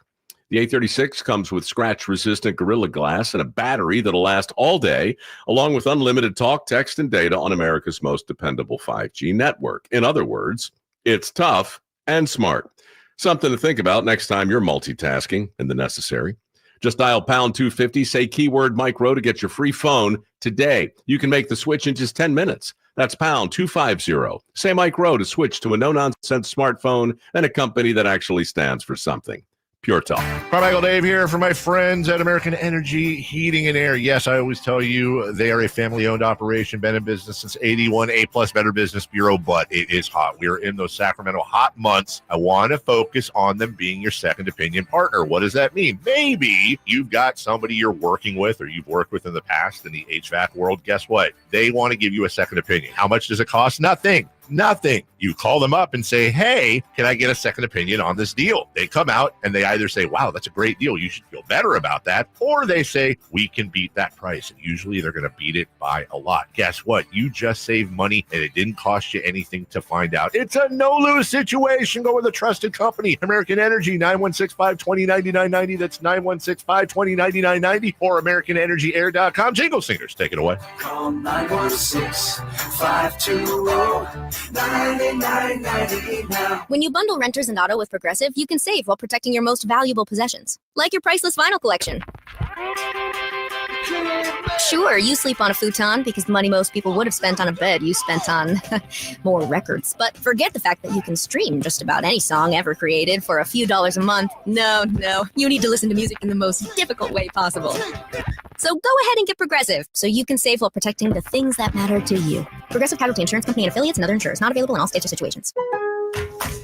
Lowe's knows big savings make a big difference, especially when you're shopping for appliances. Hurry in to get up to 30% off select major appliances. Plus, Lowe's Rewards members get free delivery, free haul away, free installation and parts on purchases of $2,500 or more. Lowe's, we help, you save. Valid through 7/30. Selection varies by location. While supplies last. Price, delivery time, and vehicle availability may vary based on order size and location. Exclusions apply. See Lowe's.com/delivery for more details. Hagen Oaks wants to be your go-to total golf game fitter. Try the TrackMan experience, the very best technology to fit your metalwoods and irons. The new cutting-edge putter fitting studio with its $30,000 worth of technology is ready for your fitting. Hagen Oaks will help you find the best putter for your game. Hagen Oaks offers more technology, more choices, and more service. Schedule your fitting at the Hagen Oaks Player Performance Studio by calling 916-808-2531, 808-2531 for more. This is the story of the one. As a lineman, he does whatever it takes to keep the power on in his community. And he wants a partner like Grainger who does the same. Grainger offers the professional-grade products he needs, from voltage detectors to harnesses to hard hats, plus fast, dependable delivery. so he can rise to every challenge. Call 1-800-GRANGER, click Grainger.com, or just stop by. Grainger, for the ones who get it done. Get ready for a night out with Jordan Davis. It's Country in the Park 2, Saturday, September 13th at Cal Expo. Along with special guests Mitchell Tenpenny, Locash, Vincent Mason, and Abriana. Make it a family day out with food trucks, games, dancing, and more. Saturday, September 13th at Cal Expo. Sponsored by the California Army National Guard and Hop Valley Brewing. Tickets at CITPFest.com. At Kids Care Dental and Orthodontics, we're all about summer smiles. During July, we're having our Summer Smiles special with $300 off braces or Invisalign with no money down if you start treatment in July. And you'll have a chance to win Legoland tickets. Go to kidscaredental.com for more information.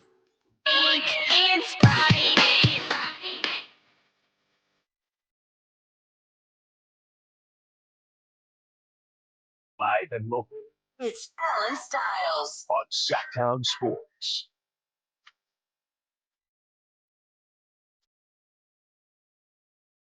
Yeah. Yeah. I'm starting to hate this song like more than I already did. 916 says, Alan, can you explain why you think that about DeMar as far as the handshake agreement? How does that benefit the Kings from Folsom Lake? Well, it helps them. I mean, you're getting a 22-year-old with a high ceiling. Scott Perry has been Thanos before to organizations. He comes in and he blows it up to a certain degree. You know, that right now you got 34.5 wins. That's what Vegas thinks you're going to do. This helps you choose a direction. Is it going to work out? I don't know. But at least you're acquiring a young asset that you can say, we're going to give you some runway. Maybe we'll swing and miss. But right now, our ceiling, if I'm Scott Perry, our ceiling is maybe getting to the second round. And that's not really good enough. And it wouldn't even be a super hard reset if you're just losing. You would maybe lose, depending on what the deal is, right? We talked about Keon Ellis, and people are going crazy. I know, Kyle, we were talking about it off the air. But, yeah, some Sacramento, I'm not going to name names, but there are just some Sacramento Kings fans. You're not doing yourself any favors with this Keon Ellis talk. I mean, comparing it to picking Marvin Bagley over Luka, we gotta relax, man. Yeah. We have to. Actually, I don't police fandom, but we have to relax a little bit. Look, Keon Ellis is a fringe starter in the NBA. And I say that, like, just putting context aside, he's literally gone back and forth between starting and not starting over the last 2 years. So it's not like they won't survive without Keon Ellis. And maybe Kuminga's not the player you want to sell low on him for, but like. Right. He doesn't have to be your guy. Yeah. But this is what I need to know. Is it, when you say stuff like this, are you talking more about Kuminga or are you talking more about Keon Ellis? If it's more so about I don't like Kuminga, fine. If this is about I'm putting Keon Ellis in bubble wrap and he's Keegan Murray level of untouchable, we got to have a conversation. And there's still a world where Keon Ellis hits free agency next summer and gets cashed out by someone not the Sacramento Kings. That still could happen. By a team where he can be that Caruso, Lou Doherty type of player. That's what we're looking at here. That's my, not issue, but that's the question with Keon, where I think he's a really good player. You're holding on to him on a team where he's going to do his thing, but he would be better suited on a team that's closer. Which even, like, ignore the context and everything else, like, forget the Kuminga trade itself. Are the Warriors even that close? Like, would Keon Ellis come in Golden State and play alongside Steph and Jimmy and be that piece? I just keep telling you the Warriors are screwed. Yeah, your point is not that the Warriors can't be fixed. No, they just need something. They just want a human, not Grayson Allen. I wouldn't do Grayson Allen if I were them, especially at that money. So let's have some fun here to end the show. It's time for a little in style, out of style. In style. Thank you. Thank you. Kyle, this is a crazy one. And this is from front office sports, okay? Little leaguer gets bat flip suspension lifted by judge. All right, a New Jersey player fought a suspension in court after a celebratory bat flip was ruled unsportsmanlike. A 12-year-old baseball player from New Jersey is at the center of a legal battle ahead of his state championship, which would bring his team one step away from qualifying for the Little League World Series. Marco Rocco, a player on the Haddonfield Little League team. Wow, what a name. Was ejected and suspended for one game after flipping his bat in celebration of a home run during a tournament on July 16th. Marco's father, Joe Rocco, filed an emergency temporary restraining order in Gloucester County Court on Tuesday in an effort to overturn the suspension, which he says left his son confused and devastated. New Jersey Superior Court Judge Robert Mailstein ruled in Rocco's favor Thursday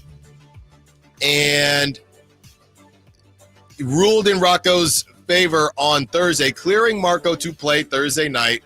In a one-page ruling, Mailstein wrote that Little League was blocked from enforcing such a suspension. We got a letter from Little League saying they considered the bat flip to be in violation of their general rule for no horseplay or unsportsmanlike conduct. Joe Rocco said in an interview with Front Office Sports, there's no express rule prohibiting bat flipping. They confirmed that to us. The complaint filed against Little League Baseball, Inc. requested temporary restraints and permanent injunctive relief against the suspension and claims breach of contract and negligence. The ejection came from a 2-run home run that Marco hit in the 6th inning of the game. His bat flip, which landed in front of the Haddonfield dugout as seen in video, was deemed excessive by the umpire, resulted in disqualification and a 1-game suspension. This is crazy. Okay, I kind of want to see the video. This is crazy. According to the complaint, the home plate ump said they initially tried to call Marco out and void the home run.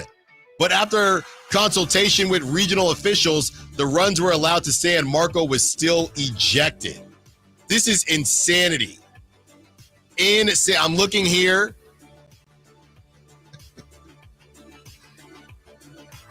I mean, you can't promote let the kids play. I also read, I think we get the idea. I also read that part of the argument was Little League, and this is the same thing with the NFL.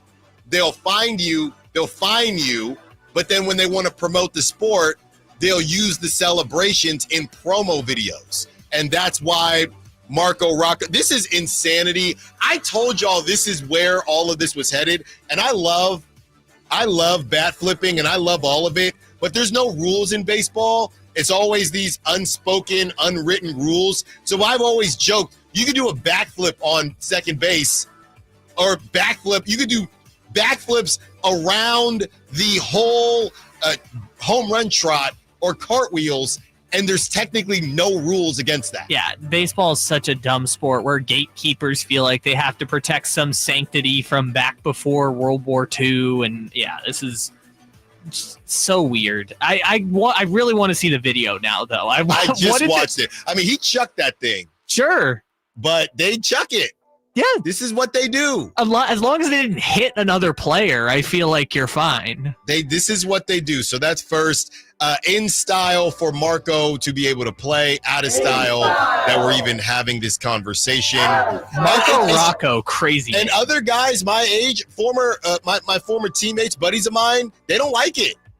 They actually, one specifically is a pitcher, but he said, Al, I bet you love this. Hell yeah, I do.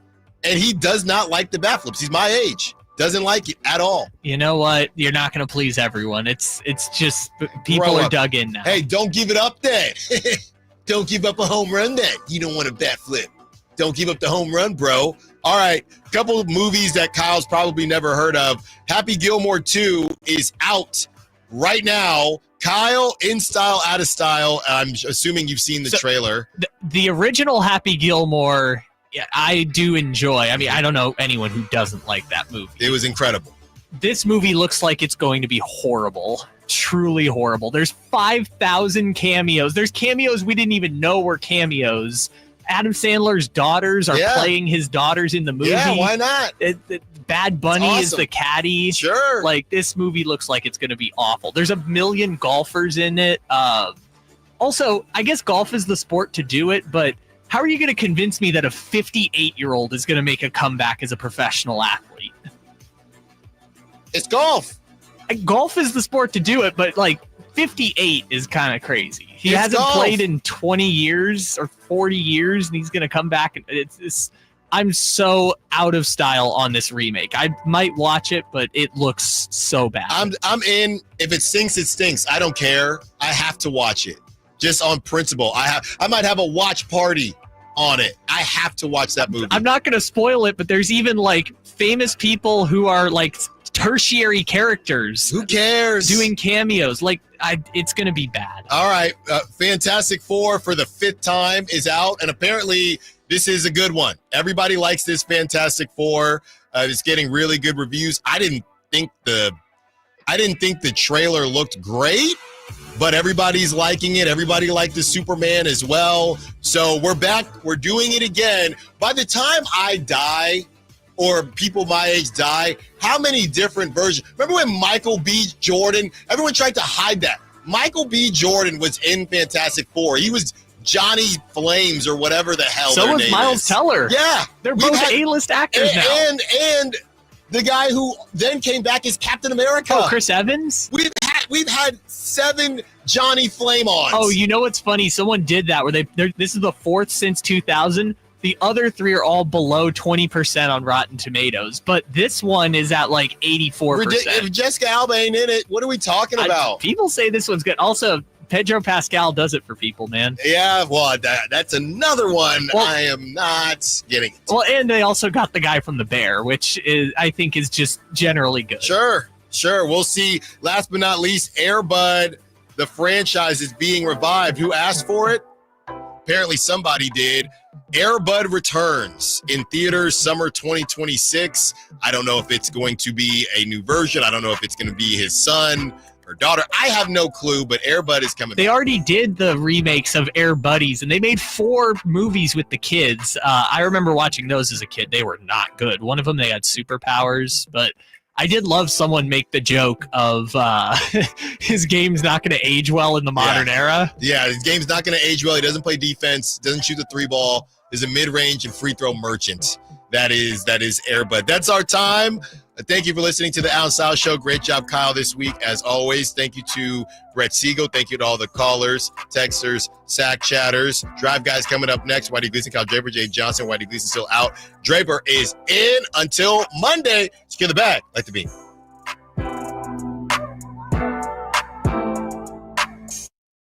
Don't forget my podcast. Gotta go. This is the story of the one. As a safety